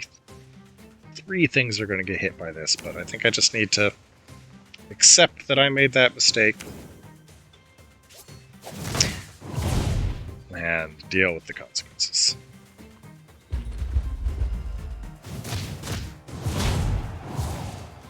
That unfortunately did finish off my Lionel despite my best effort with Drain Life, but at least his field is also clear. Hopefully he will play something that we can heal off of Mordok here, which looks like we can. Boy, he's certainly getting some mileage out. Uh-oh. Uh-oh. Okay. I'm in some serious danger, because that Tyrannosaur actually can just kill me. But what I can do, he can't fear away a library, so I can... There we go. Can't fear the library, and he's given me some Mordok heals.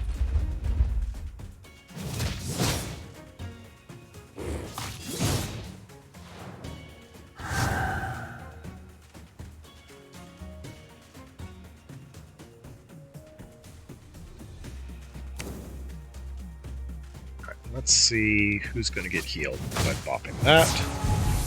Mordok, very good. That's who we wanted to. I think we're just going to bring Mordok onto the flank here, safe away from that, to keep draining off the Tyrannosaur. And then we're going to, unfortunately, probably just sacrifice our units to kill this before it gets any closer. Alternatively, I could beat up that T-Rex, since that is also a concern. Yeah, I think we're going to do that. Let's beat up the T-Rex, because that won't actually kill my guys. Because it would be nice to get a Drain Life proc or similar. Okay, I'm going to come over, give that a whack here.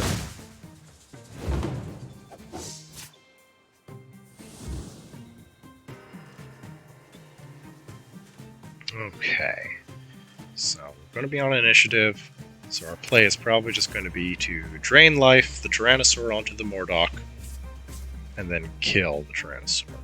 Now, what else are we going to want to play here? We're going to want to save a Shadow Ward for sure, so we need drain life. Probably want to play a White Knight. Don't want it to be in reach of that Magma Titan though, so we're going to play it down here. Well, I guess that may have been a mistake because he can't go down and get it, but we can live with that. Alright, well, I guess we're just not worried about the Magma Titan at this point. We're just accepting that that's going to suck. And we've saved enough for Drain Life.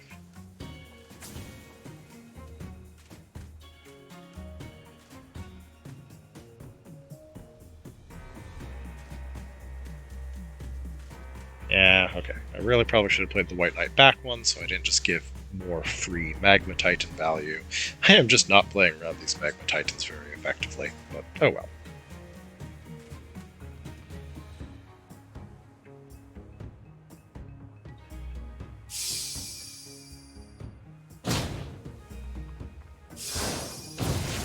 There's that Eye of Flame. Ooh, fortifying that is really bad news for me.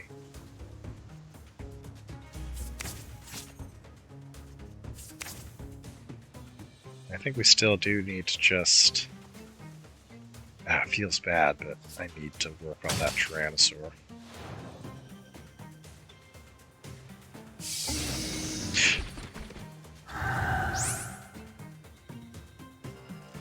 Well then.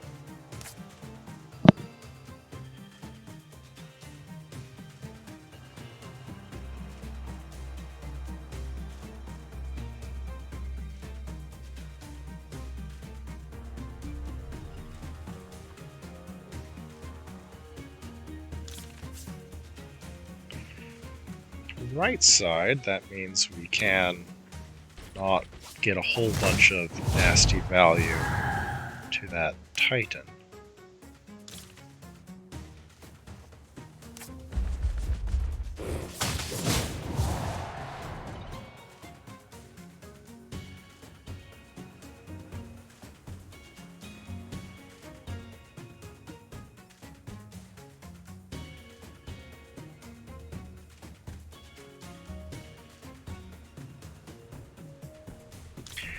Alright, well, losing our Mordok definitely hurts, but at least we've...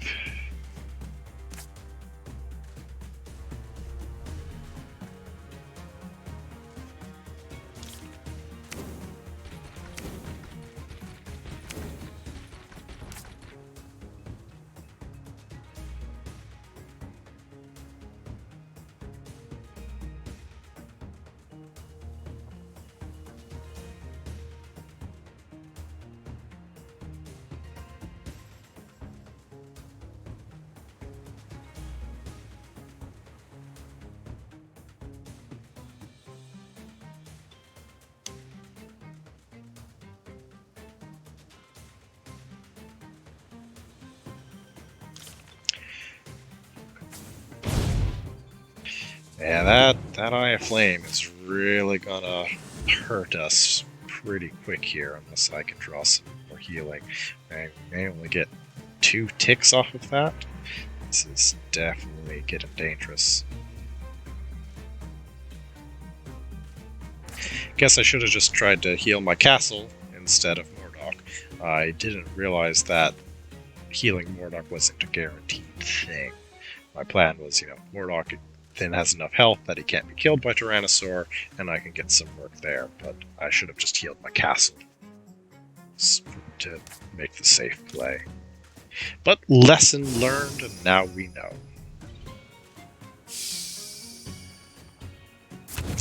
Oof, another furnace to pair with that eye. That's gonna hurt. We've gotta do some digging. We need to try and find ourselves some castle heal here. Not dying this turn, but we're dying next turn. We know we're gonna drop a priest down to heal up that Dragon Knight. And we're probably going to do Meek, and then either Shadow Ward or Mana Burst, depending on what he does here.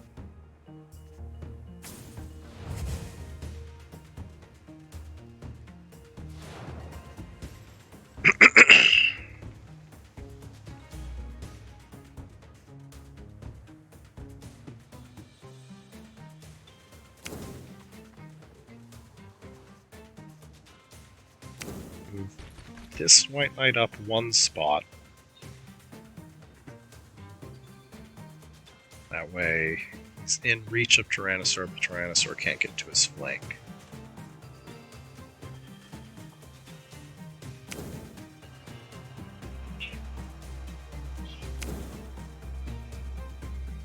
Similarly here, I'll get that White Knight in reach of the Furnace, but not in flank range of Tyrannosaur. Let's go ahead and just heal him up. Get him in front of the priest. Pass back, see if he's willing to move that Tyrannosaur. Ooh, that's bad. Okay. Now we are desperation play looking for healing, or we're just dead. Oh, looks like that's going to be it. Alright, so big takeaway here.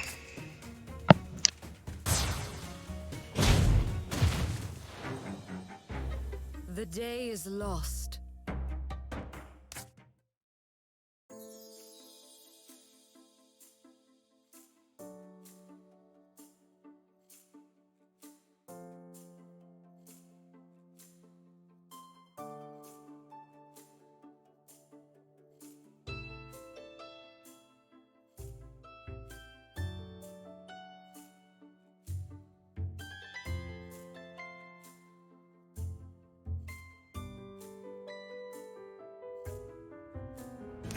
Okay, so we lost to not understanding a mechanic fully, but learning experiences are always nice.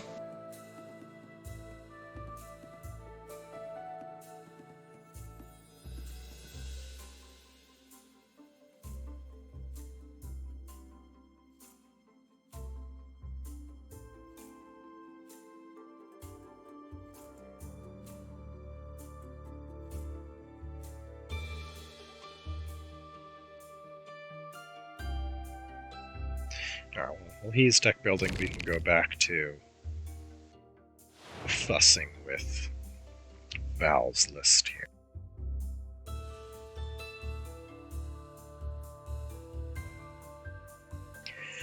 Alright, so we're pretty close to where we want to be.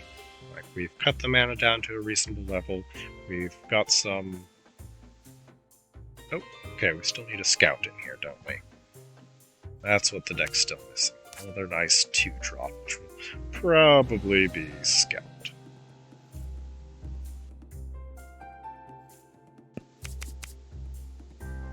Okay, looking pretty good here.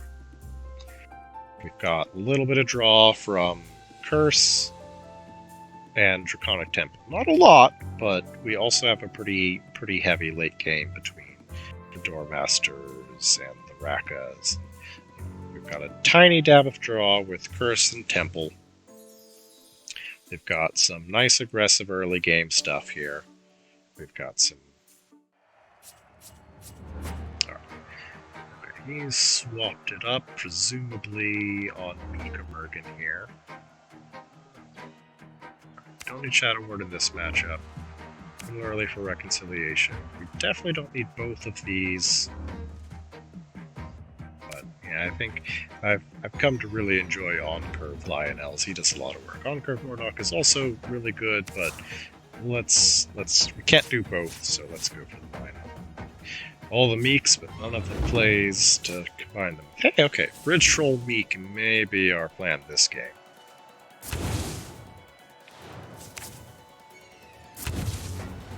Yeah, probably not meeking the Bridge Troll if he trades in with the Beastmaster, though.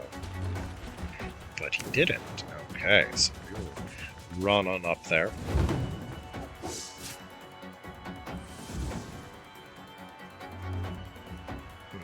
Actually, probably should have pulled the Bridge Troll back a turn so he could have potentially killed the Beastmaster. But we're also not too worried about Beastmaster's 6 damage here.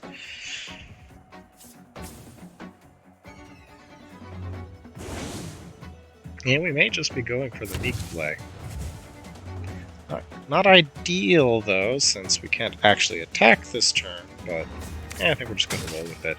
Just putting the pressure on, because next turn we can Meek again and still have the gold to attack. So yeah, we're just doing Bridge Troll aggro this game.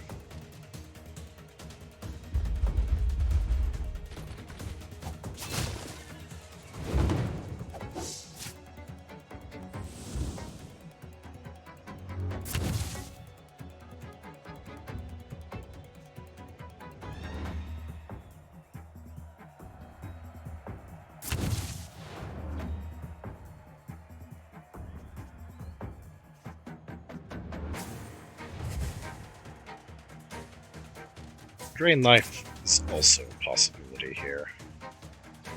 We'll see what happens. No, I think we're definitely going for the Meek play this turn, then next turn we can top him off with Drain Life.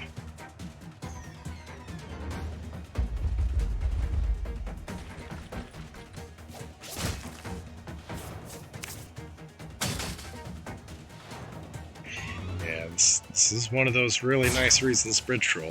He can't just be a win condition.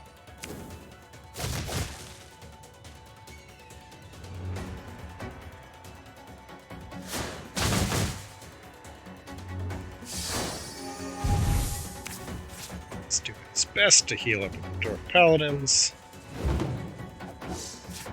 Yep, looks like this turn's just Drain Life.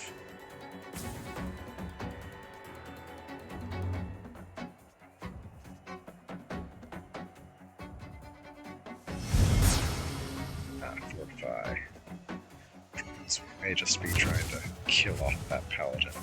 We're going to try to drain life it either way. Actually, no, we're going to attack first.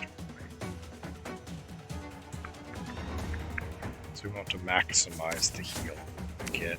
So let's go ahead and get a bop there, make sure we can actually kill it. Maximize the healing we're going to get off that.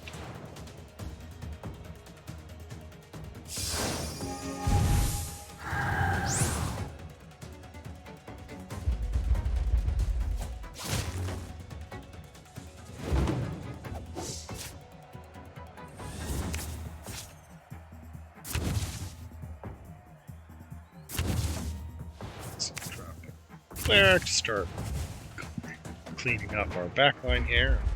Continue just doing work over there. So first things first, let's bump that. And then we'll come back to beating up his castle.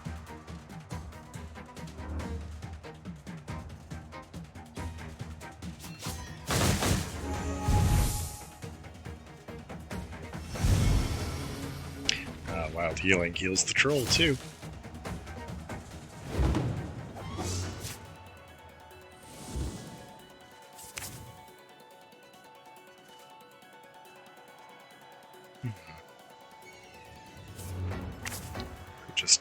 Yeah, I think we're just going to throw the Lionel out here. Just leave that Beastmaster there. It's going to have a hard time killing itself off, and it's just in the way.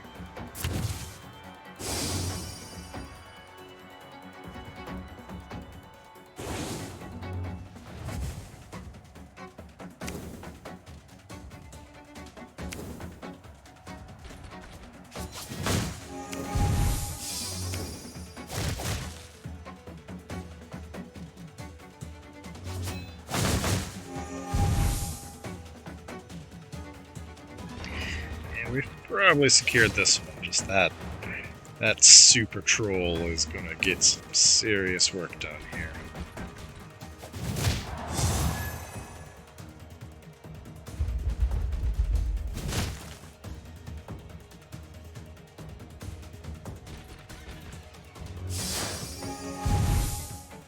He's doing his best to hold off the bridge troll onslaught, but it is not an easy task.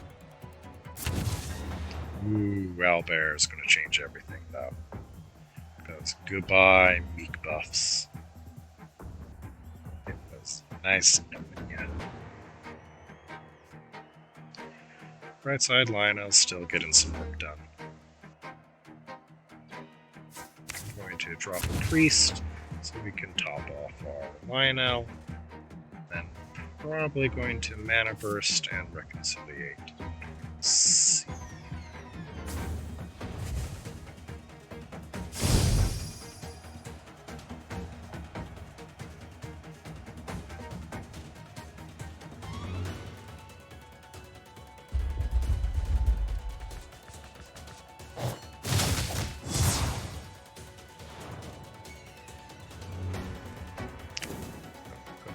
Clean off the Paladin. Clean off this tree.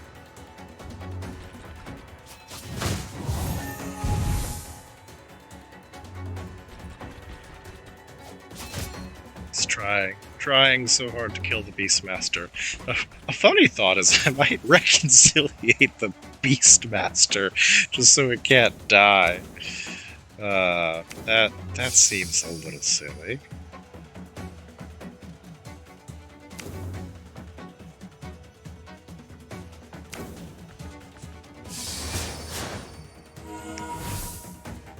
I'm seriously considering it.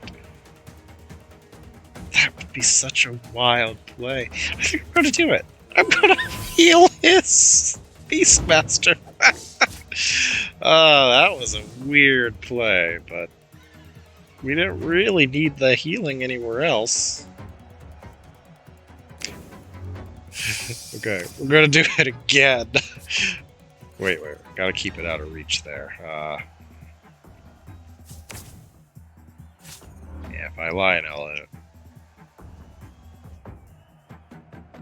Okay. Alright, we're gonna hold off on the second Lionel. Instead, we're going to just get some of their bodies down.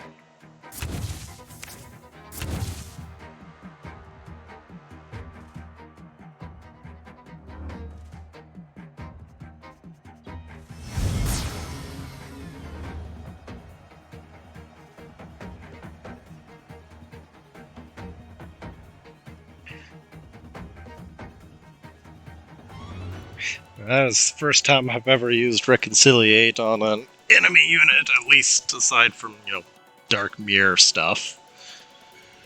That's the first time I've intentionally healed an enemy unit ever.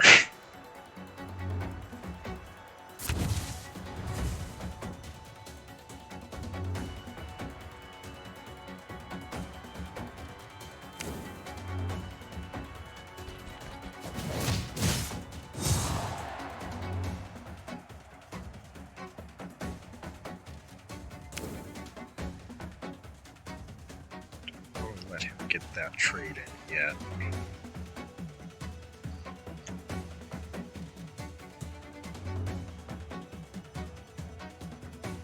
I'm just gonna pass.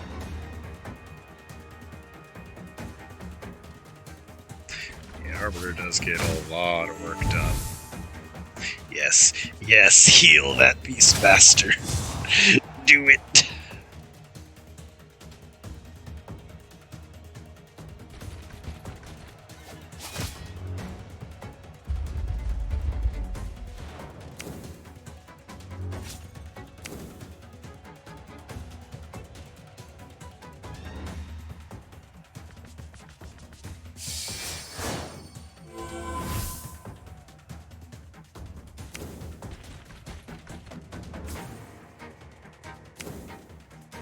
Beat up the Owlbear? Yeah, I think I do. Owlbear is just a threat.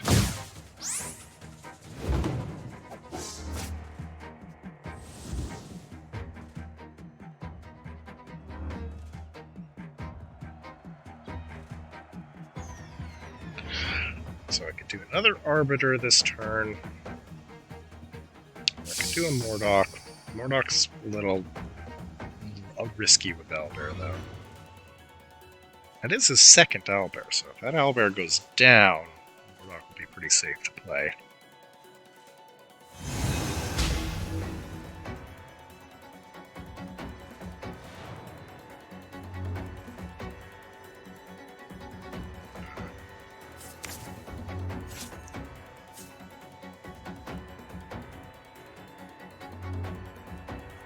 Yeah, I can't afford that Beastmaster to die.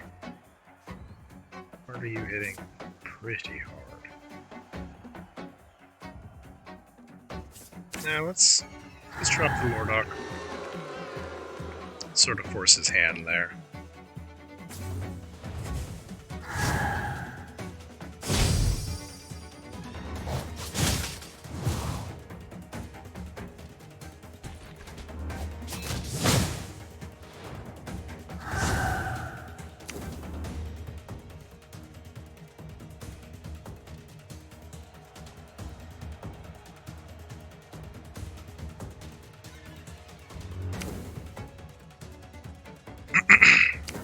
Kill the owlbear, but I'm gonna wait on that a little bit longer.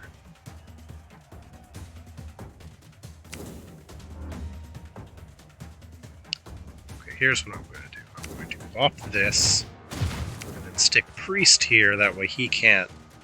Well, I guess he can still, just with the oak, but...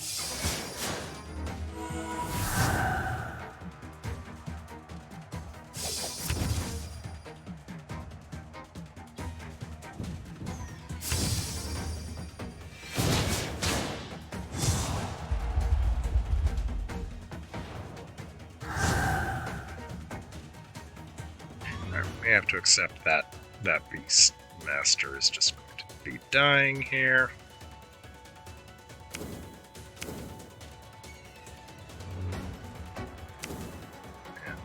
Yeah, okay, let's preemptively do that. And yeah, I need to kill this before it has a chance to beat up Mordok.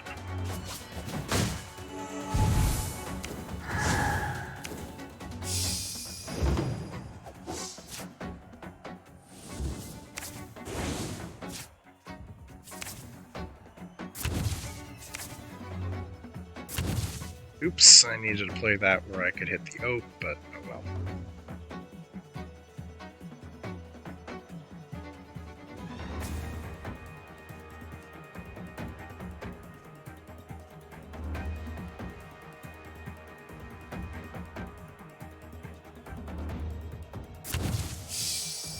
Okay, so that ended up not really mattering, so that's something.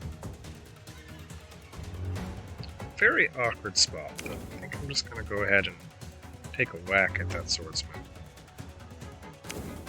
See if we can just...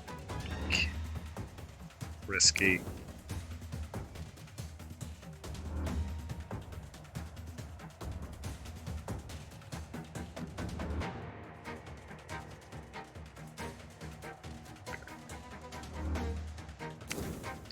Just going to pull this up so we can't get a clean swipe at all of those. And we're just going to hope that Mordok is going to kill off that oak for us.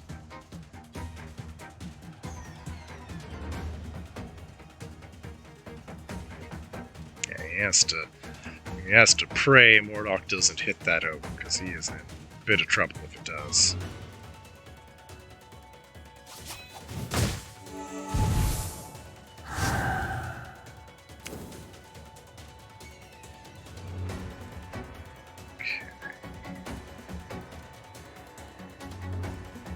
I can just kill that off now. I don't want him to get some free swings, but we want to guarantee that Mordok is going to kill off that oak. Perfect.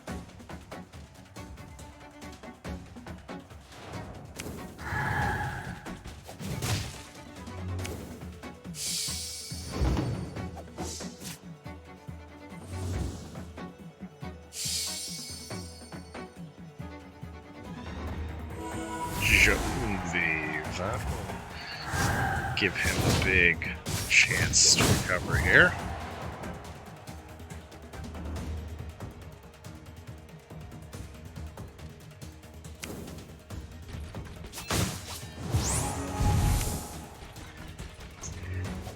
We do have this in the bag, though, because we're going to be on initiative, and Arbiter still hits hard even without his big buff.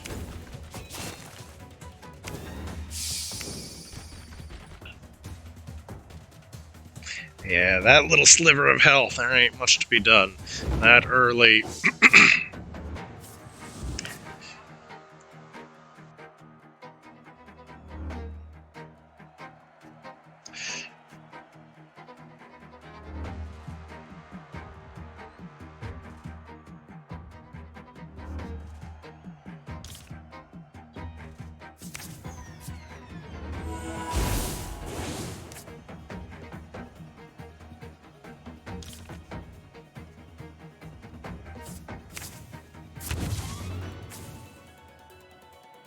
Yeah, Lionel is just so good. He has really given the deck a big boost.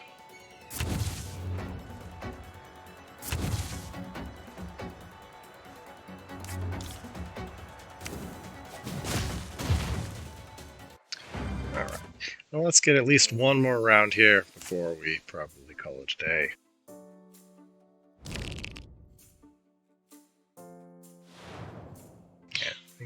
I think we do like Val's very nifty. Oh, alright. Vimber's coming in on that red-green. I have a pretty good idea he's probably playing Document Raka right now.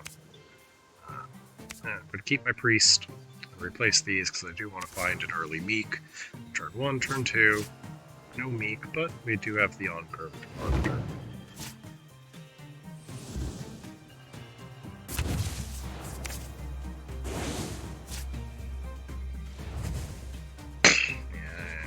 Guessing he is on Furnace Document Raka.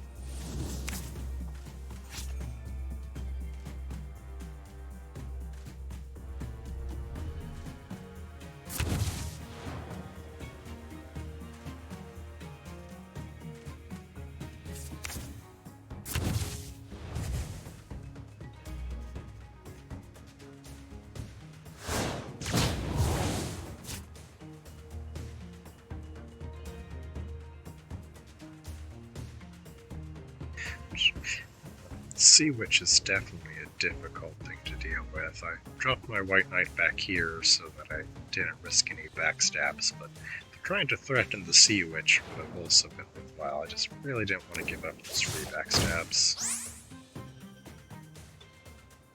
We'll at least be on initiative next turn, so I can drop something to attack that Sea Witch with.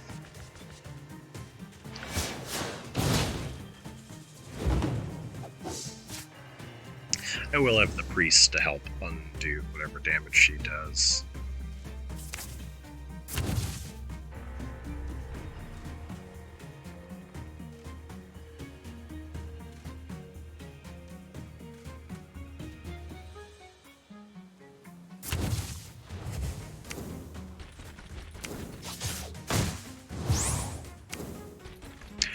She's in drain life kill range now.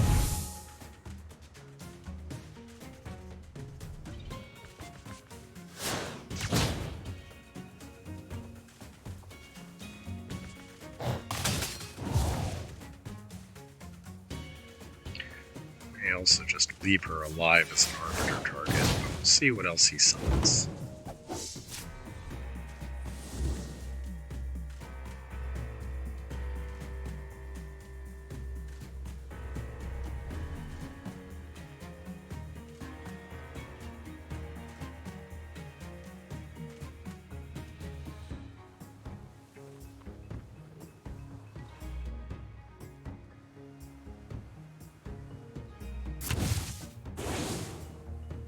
Well, definitely won't be playing that card. Do not want to give him the storm.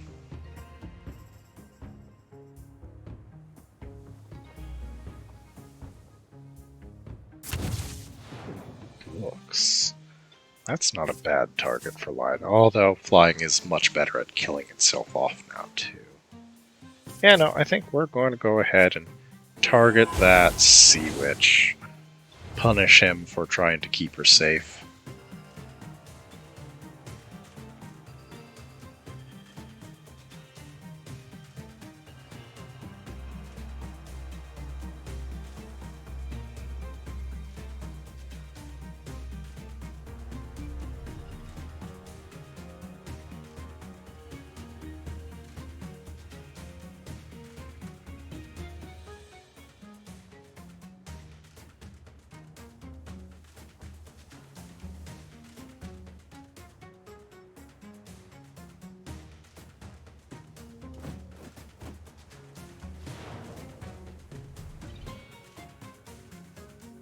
No, I think obvious. Now, I'm just gonna. This is tricky, actually. Alright, bring White Knight up because I want him to deal with that flame entity soon. And I'd really like to be able to get Lionel in range of Castle, but that doesn't look like it's happening. So I think we're just going to kill this land shark before any storm appears. And we are still going to inch our way over there.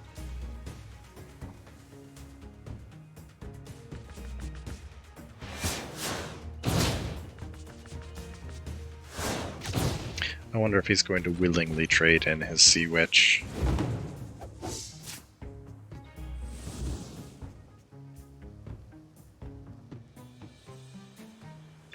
Drop a priest just to get a heal on Arbiter.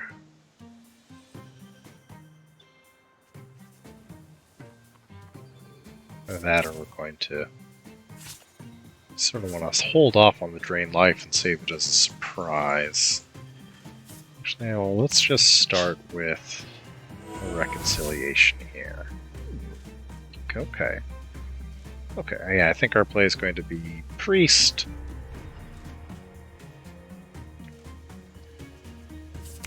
Give him another nice little heal. Priest is going to die, but that's okay. And then we'll probably throw a Meek down on White Knight when we start advancing him.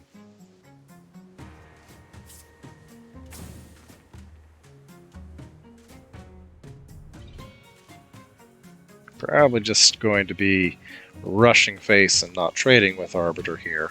I probably should have actually saved a drain life, so I could potentially kill something like exactly like that. Yeah, alright. Messed up a little bit there, but oh well. Yeah, drain life would... Well, actually, you know what? You can have your storm. You can have your storm.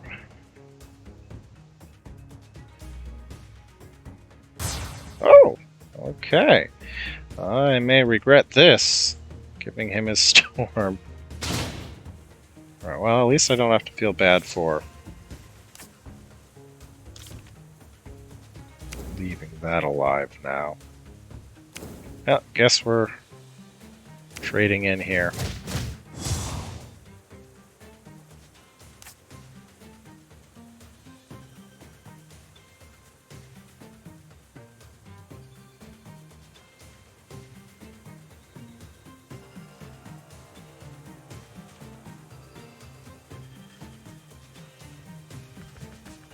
Yeah, those colors do not have their own armor.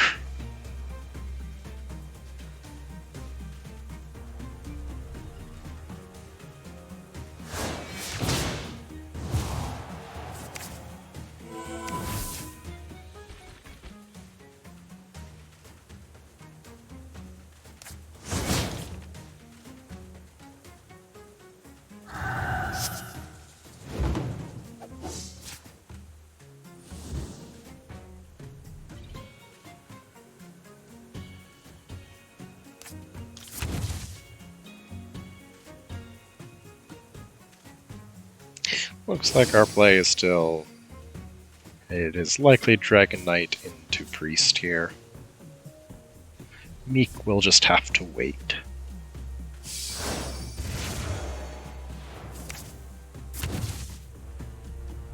Ah, dang it.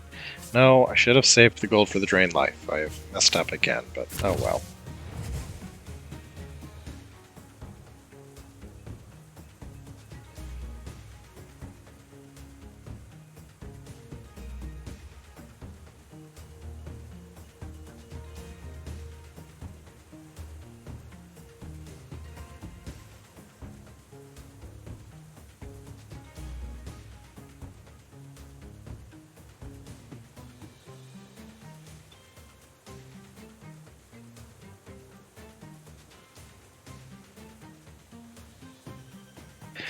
I'm having... Getting Storm and saving that Acolyte is really going to set me back. Not stuff I could have predicted from those colors. It was certainly a possibility, obviously, because he was running Steel, but I sure didn't expect it.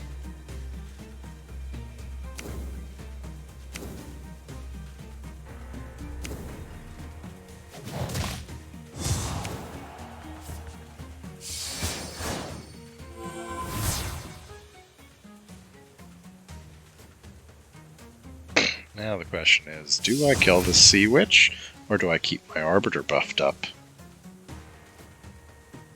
I probably am going to kill the Sea Witch. It is a nuisance. Oh, okay. Well, I guess he didn't give me the choice. So, suppose that's that.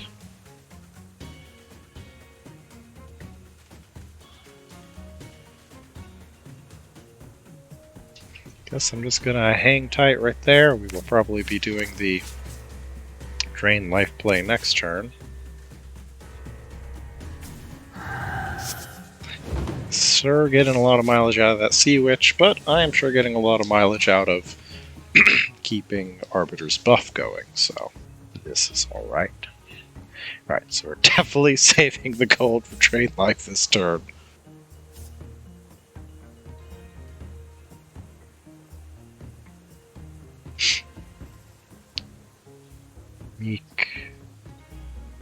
Meeking a Dragon Knight's actually interesting, since we'll be able to buff him back up with Priest, so... Alright, so 3, 4, 5, leaving us 3 gold to spare. So let's go ahead and draw a card, throw down a Bridge Troll, and call that good for the moment.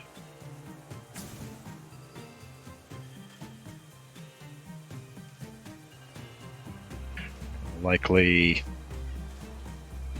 First,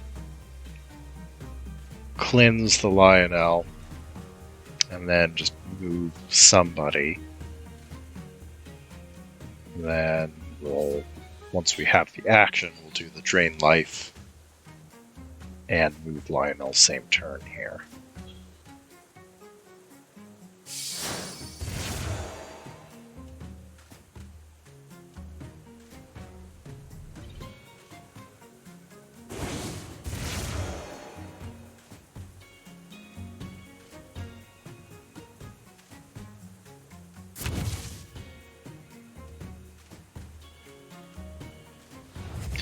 Alright, so committing to this first. Then... tricky. I'm just going to move this White Knight down here. Sure, why not?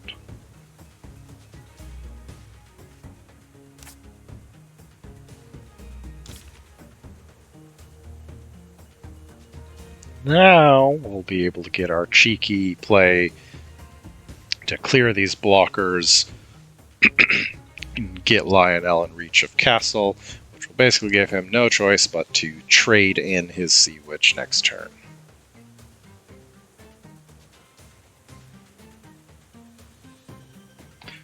We'll also probably get to pull off a real cheeky Meek on the Dragon Knight here.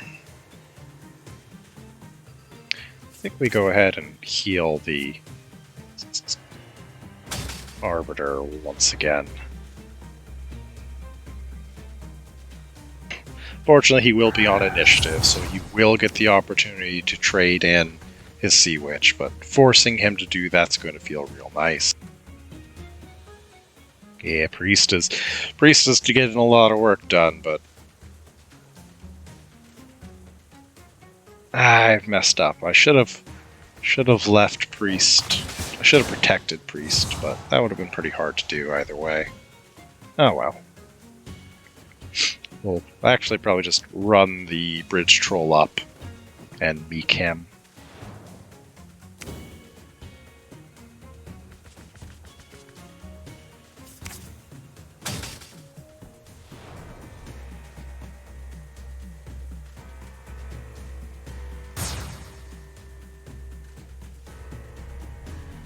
And I guess we just body block / punch the land shark here. And we call that good.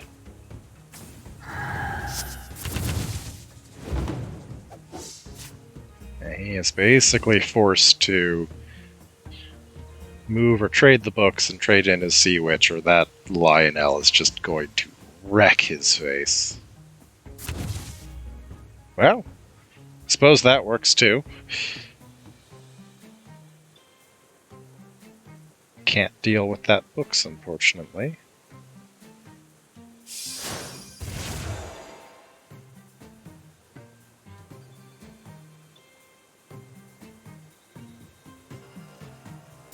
And now we know he has a Vile Wrath in hand, which is really not good for us. Alright, well, let's get our Night Wall here to start.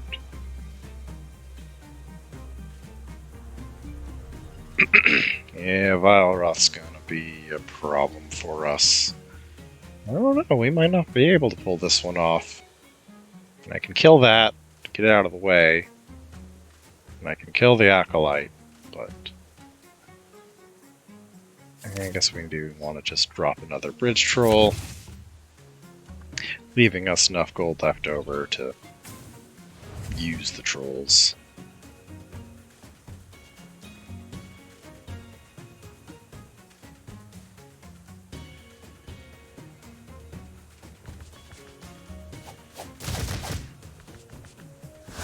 Okay, he has finally chosen to trade that in.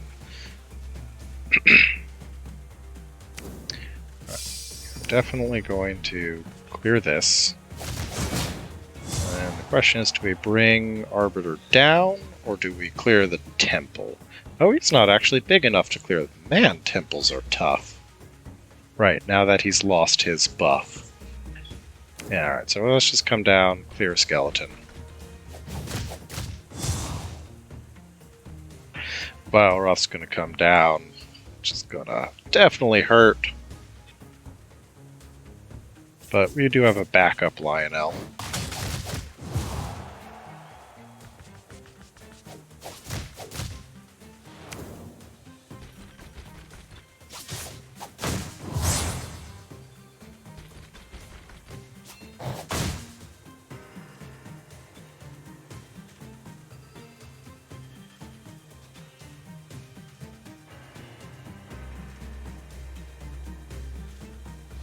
I might play the Shadow Ward just for the draw.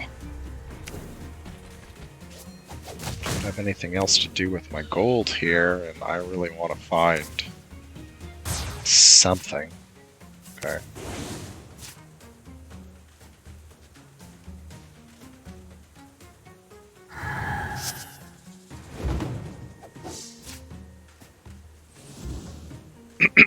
Well, we really can't afford to play the Lionel until he plays his Vile Wrath.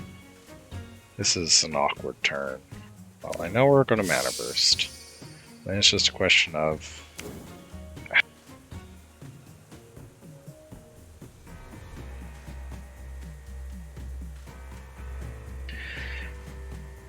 very awkward here, because if I want to play a Lionel, it's going to lose its buff. But if I don't play a Lionel, I am really wasting some resources, but I'm just going to have to live with the waste of resources. We can at least bluff.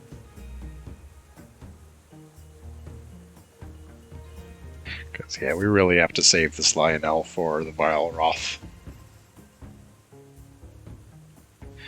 Yeah, the point that this game tipped away from our favor is when he was able to spell armor his Acolyte. That completely ruined our plans. And has really set us back, and there was almost no way we could have predicted it, too. Like, he doesn't have armor in our colors. So, oh well. Yeah, giving him that storm. Oof, he has 2 Vile Wraths in hand. I am in pretty big trouble. Or Rakanoths. Or both. Oof, both. Spooky. And that Sea Witch is gonna keep messing me up, too.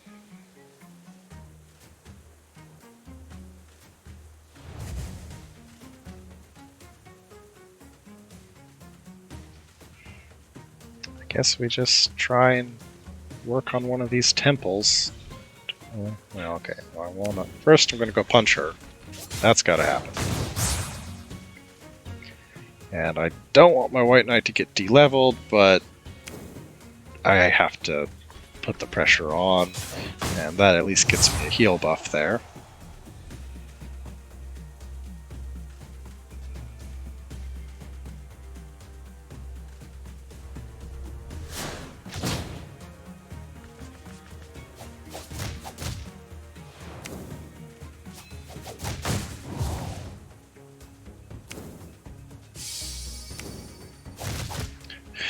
Sneaked level 1 troll.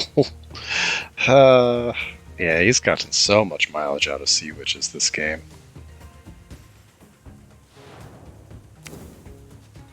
I guess I sort of have to beat that up. I think I'm just going to pull my Dragon Knight back.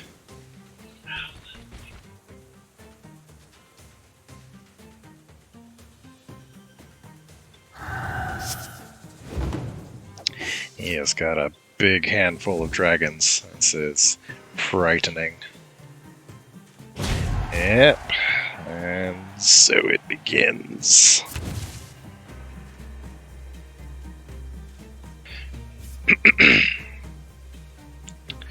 I've got some tough choices to make here.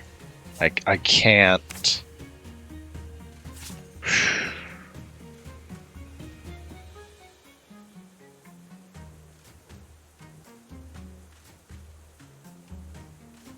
I can't afford to let it get to face.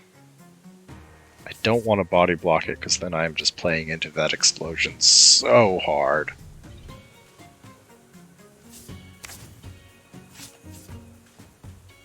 Yeah, this is rough. New Rakanoth is quite scary.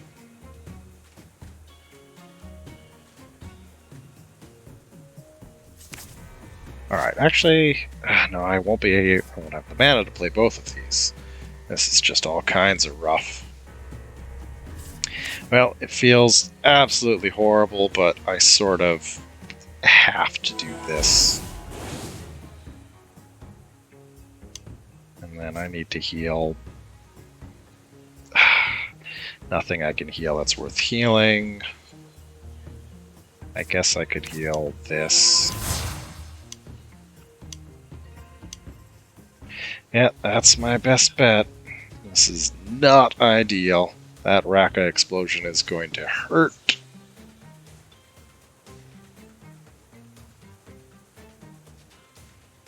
No, I probably should have played the books. I was thinking about mana bursting, but I need to pay for this troll toll. Oh, now he's giving those backstabs.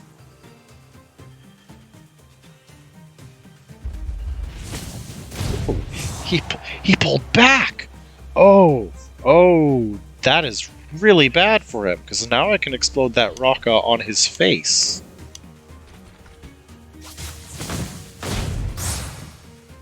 That is really bad for him. Okay, I will... Sign me up!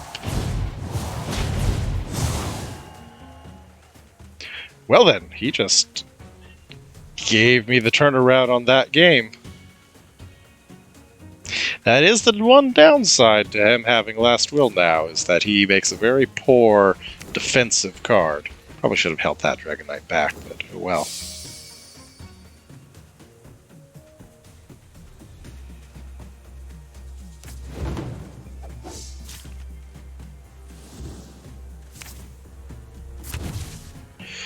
Alright.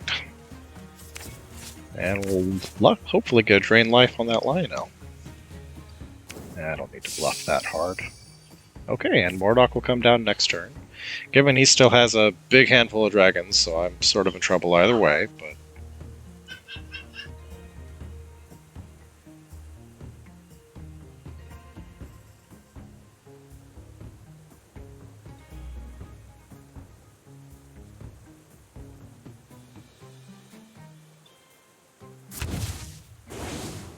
well, that's useless.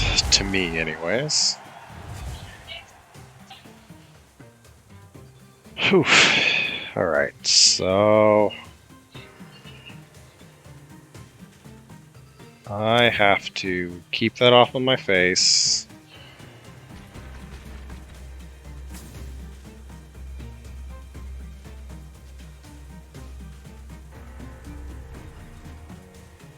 Yeah, I think I do need to just go. It feels terrible, but it's what I gotta do.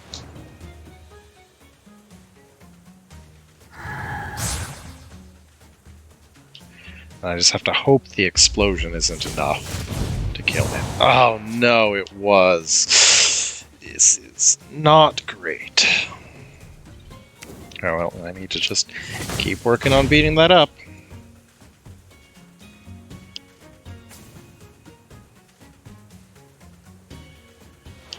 I've at least kept it off of my face for now.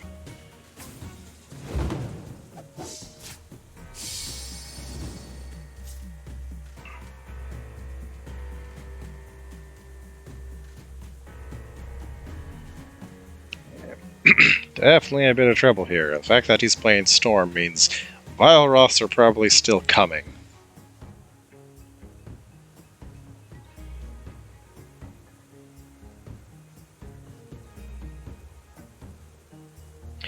I have another difficult choice here. I can block it to keep it from advancing to my face, but playing into the explosion yet again. Or I can play the Mordok up top.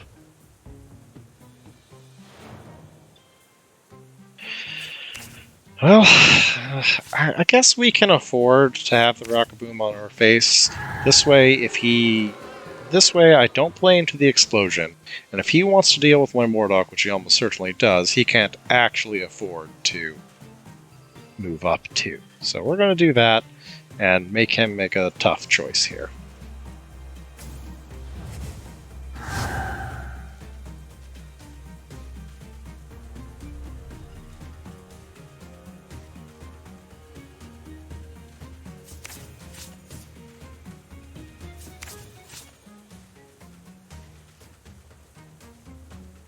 Because I can live with a single explosion on my face, but I don't know if he can live with allowing the Mordok to go wild. Okay, yep, that'll work out for me.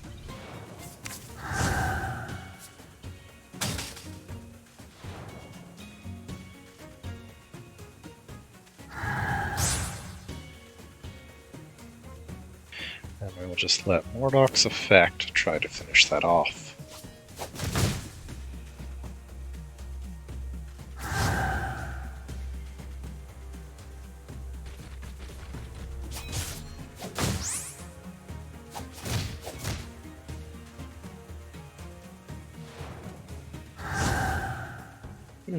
Didn't quite do it. But, on the bright side, that means we don't have to have our Mordok in that explosion. We're on initiative, so we can use anything we please to finish off that tiny sliver of health here.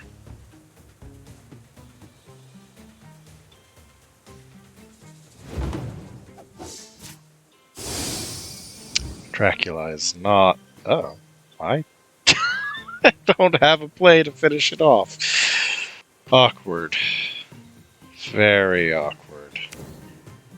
But I guess we'll just bluff. That's a bit on. I guess, I mean, we can do it with Mordok if we have to. So, we'll see what happens here.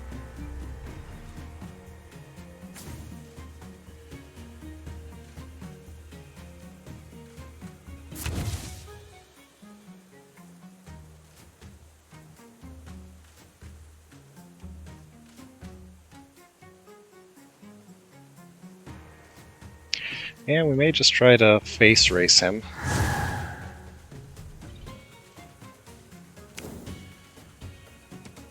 Yep, okay, we're just gonna go for the face race. Because he can't afford to bring that Rocka back, like, that will just kill him. He's stealing my shtick!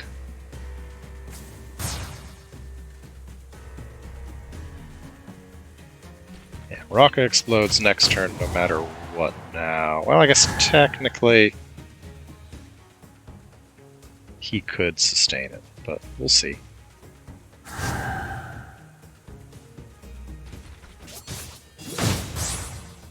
Ooh, that was a little risky, because now he can't drop a Vileroth to clear the Mordok.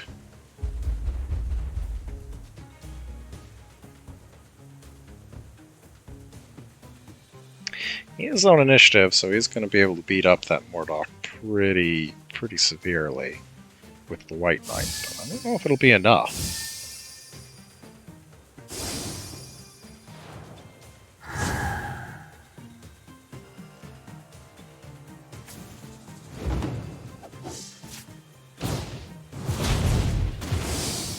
Oh, okay, he did let him explode. Works for me. There's the Vileroth. Okay, well, he can just move the knight out of the way and then trade in there. That's gonna be hard to recover from.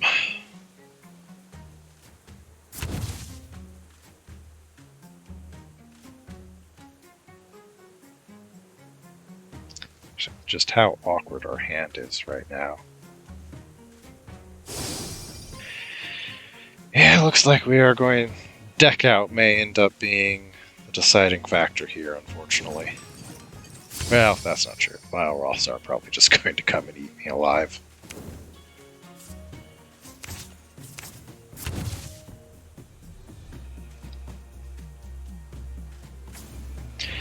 I'll probably be meeking this troll for lack of something better to do here.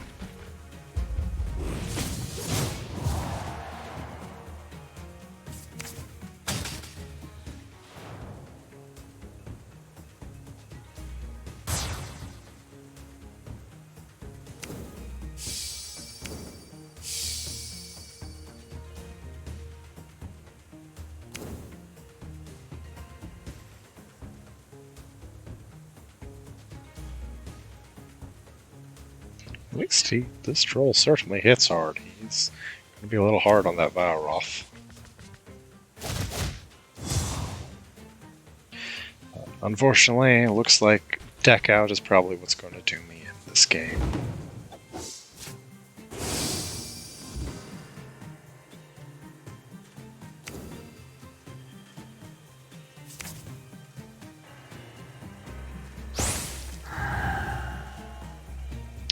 Yeah, I can't afford to play library because I will just deck out.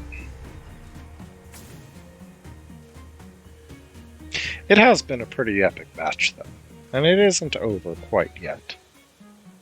Because I do have some threats here. Oof, second Vileroth. Yeah, that's probably it there. I did my best, though.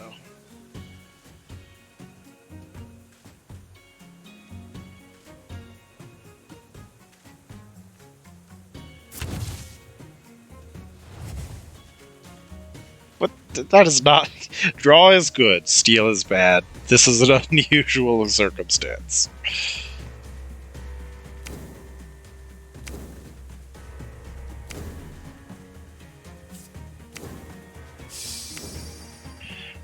I can at least kill the White Knight. Doesn't feel great, but it's something. He's gonna just kill my Dracula. Not much I can do about that.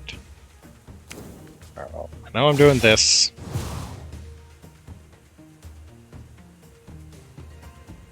I mean, I could try to hide with Dracula, but I could try to hide Dracula.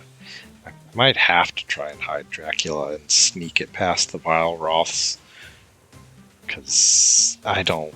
I mean, I might have another Lionel in here.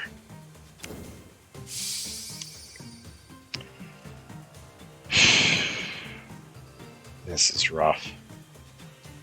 Alright, well.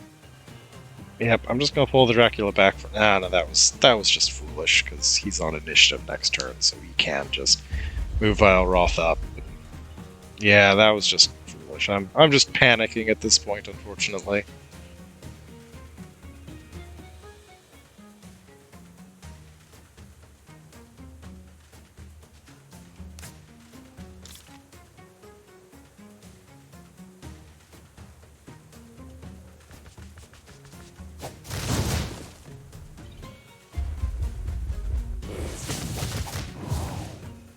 Because, yeah, I now have to give up either my castle or Dracula. Neither of which are good things. You don't normally want to do that, but I'm in just the... Well, it's over. May as well start doing silly things.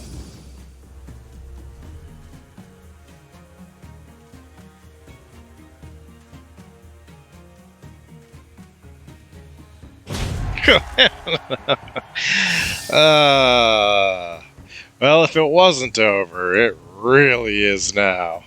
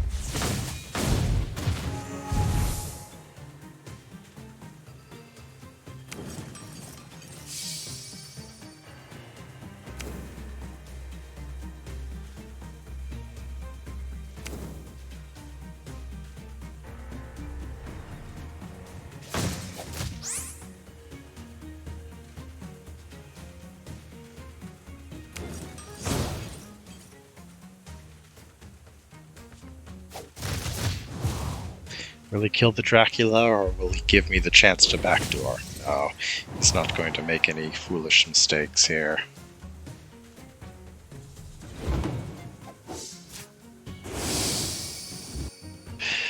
Oh boy, 3 cards left in deck, and my hand is...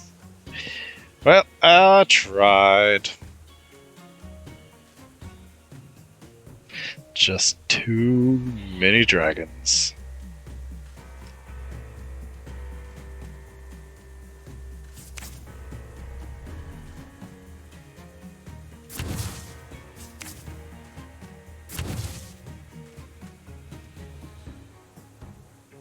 Maybe we'll grab one more game. We'll see. We'll see. Fatigue is certainly hitting me, and this wasn't a bad game. This was pretty epic, so it's not like I'm going out on a low point. I just don't usually like to go out on a loss, and I don't end up losing too much. I think this is my first deck spotlight where I've actually lost games. And I did. It is still... it's a very strong deck, but there are things that can give it trouble.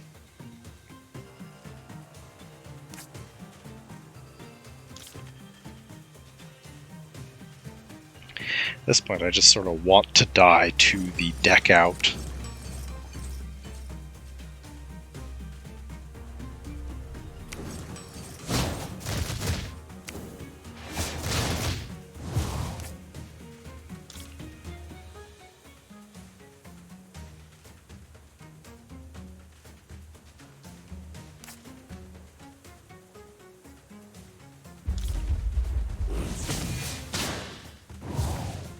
Too many Vileroths and Rakas. Too many. Oh well. Well, let's grab one more. See if we can snag a win for the end of the day here. If we can't, oh well. But I've got a pretty good chance. Like, I certainly... Right, the moment that match turned was when he was able to steal my Shadow Ward. If he hadn't stolen my Shadow Ward, I think I would have won that game. Like, there was nothing in his deck that could have helped him from that early Lionel aggression. He had to steal it from me. So it was certainly a winnable deck, but unfortunately, nasty, dirty steal RNG did me in. But it was very GG.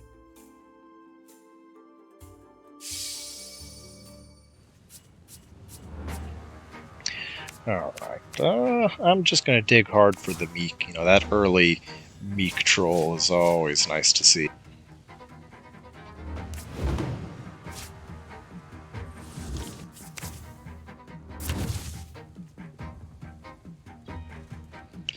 I've got the on-curve Legend Boys here.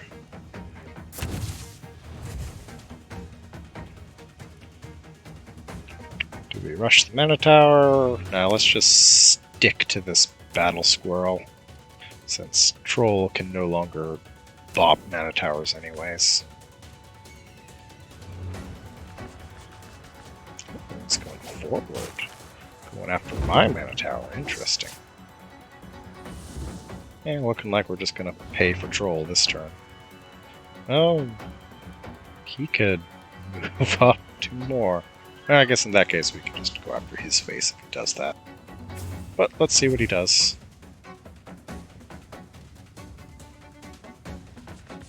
Okay, he is going to go for the Squirrel Preserve, but I'm sure we can kill that off a little bit later. Just stopping by. Yeah, alright, we'll just face race.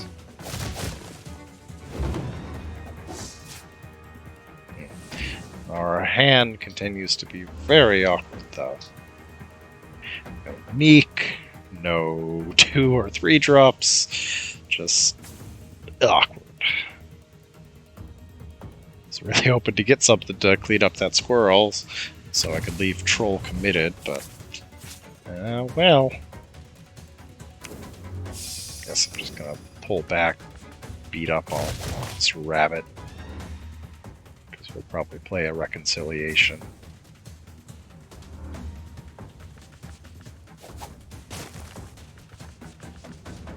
Let's go and a tower kill. Valid.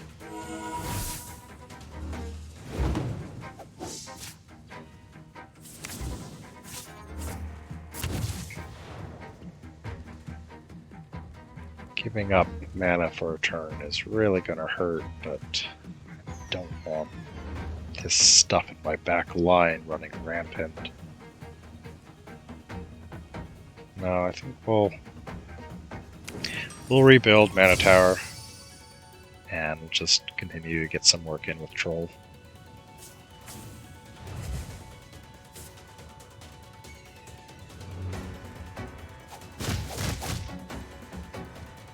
Or we won't, because that hit a little harder than I expected. I guess we could reconciliate Castle just for the draw, but that feels really bad. Nah, we're just gonna pass it over.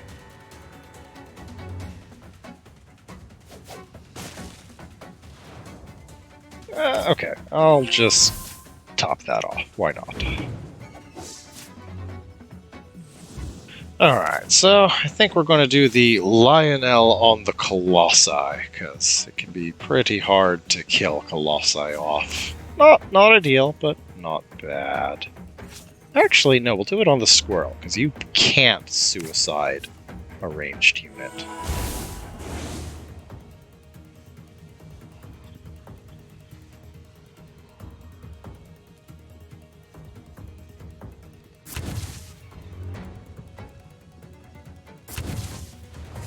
Alright, I guess we'll just kill that squirrel.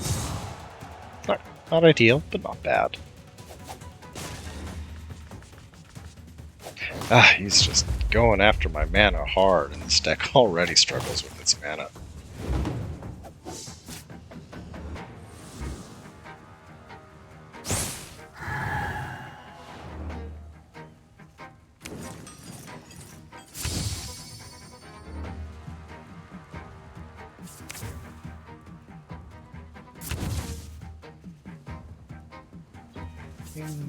Yeah, let's play the troll just to keep that from being free damage.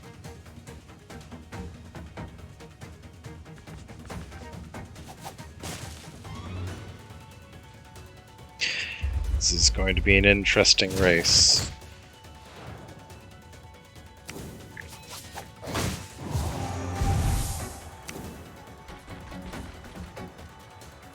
Because Dracula's castle can avoid Lionel for a long time.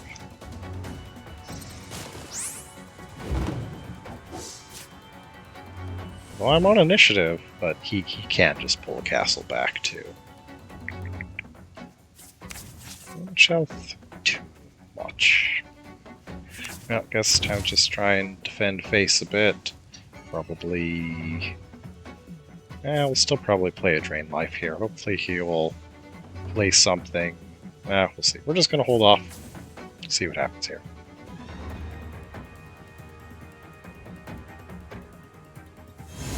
Archdruid. Oh, he's gonna let me get the hit on castle. Well, first I'm gonna hit this.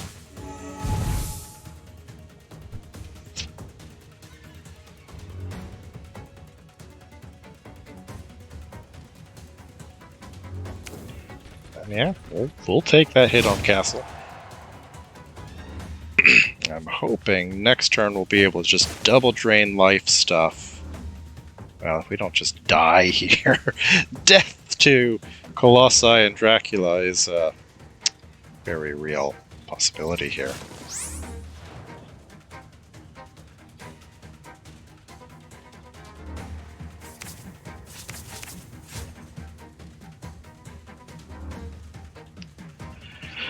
A little bit of a tricky spot.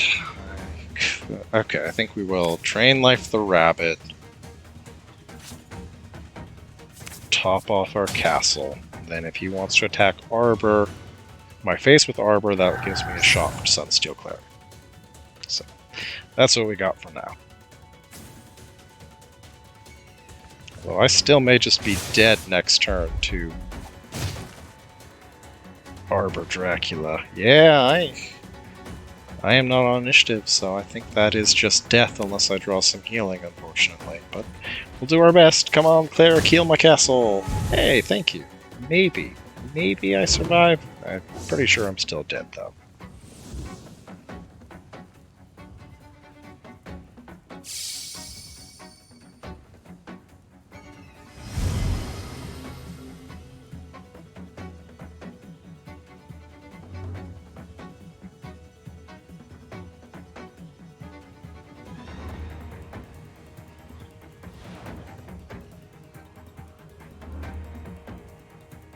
Yep, I think that's it.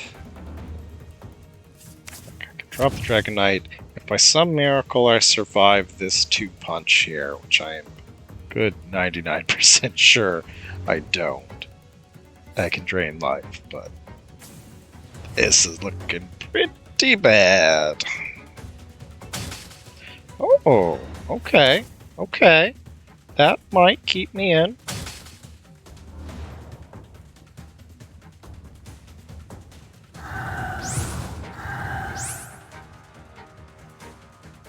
Still looking bad, but not completely over now.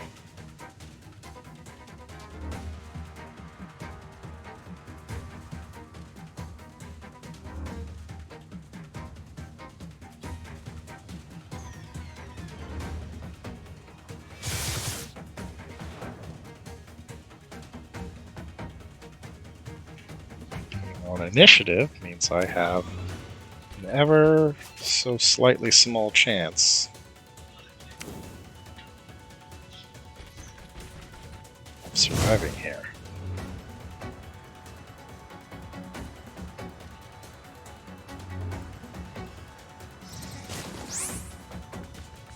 Though I don't think Lionel's going to be able to kill his castle anymore, unfortunately. Well, I guess I may as well move these up since they're not doing anything on this back line here.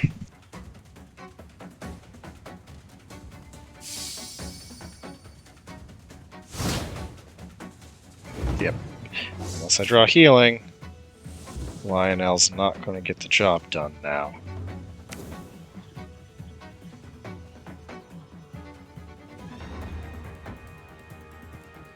Rock might be able to swing in and get a finishing blow, but I don't think so. This is looking pretty bad for us.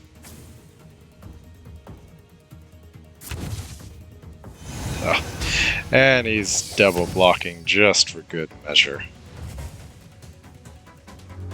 Oh, Dracula already has got the kill. He was making sure that even if I did have another drain life, that was it. Oh well. GG.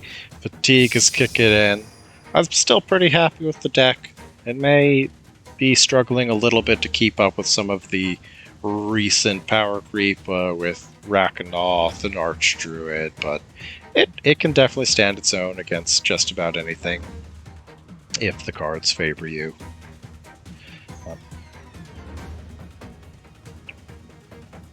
Yep, pretty much time to throw in the towel here. Aren't really any outs. Dracula does just do me in. Oh well.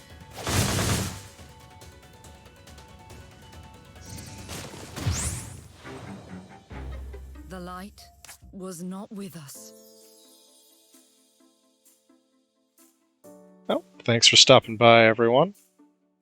Although I suppose before we close out for the day, I'd love to compare with Ooge. What are you rocking?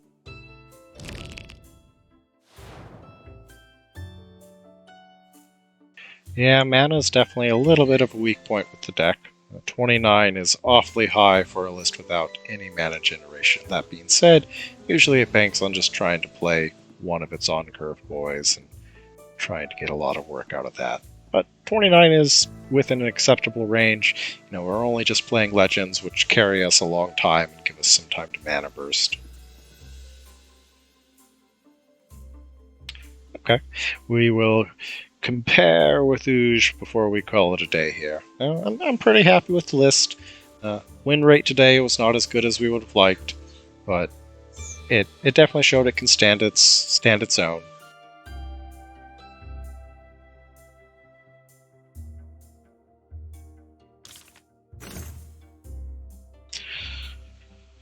Okay, so he's pretty close to my old version of the deck. You know, not loading up on our legends here, just the Morlocks and Dracula without any Lionels, and a lot more meat targets. Yeah, this is a lot like my old version. I wasn't running Miner, I was running Sniper. I didn't have Forbidden City, but a lot of similarities to my prior version. I guess I do still have that on hand. Oh, no Meek. This is just, what do we have going on here? And just sort of a good stuff list then, I see. Yeah, you definitely have the targets for Meek.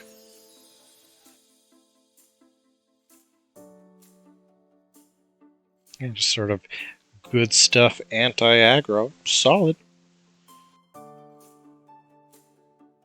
Lots of early aggression with your 3 drops. Lots of anti-aggro. Enough 2 drops. For your shenanigans. Mordock. Pretty different from what I'm running today, but I'm glad to hear it's doing well for you. So, this is Death Knight's deck I've had for a very long time. One of the first decks I made when I joined in testing client. It can stand its own pretty well. It's been power creeped on a little bit. Lionel helps a lot in today's meta, letting you win face races and take out dragons, but multiple dragons, or if they find a way to answer your early Meek, you can have some big troubles. So very strong deck when things work out, but there's enough answers or overwhelming power in Dragon that you can't get it all the time. But I'm still happy with it. I can't think of any further improvements to it. Today may have just been a bad streak too. I'll give it some more testing in the future, and we'll see if it needs any updates or if it will just be happy where it is as a not the best deck in the game, but can compete with the best of them. So we'll call it a day there. Thanks for stopping by, everyone. We will catch you next time.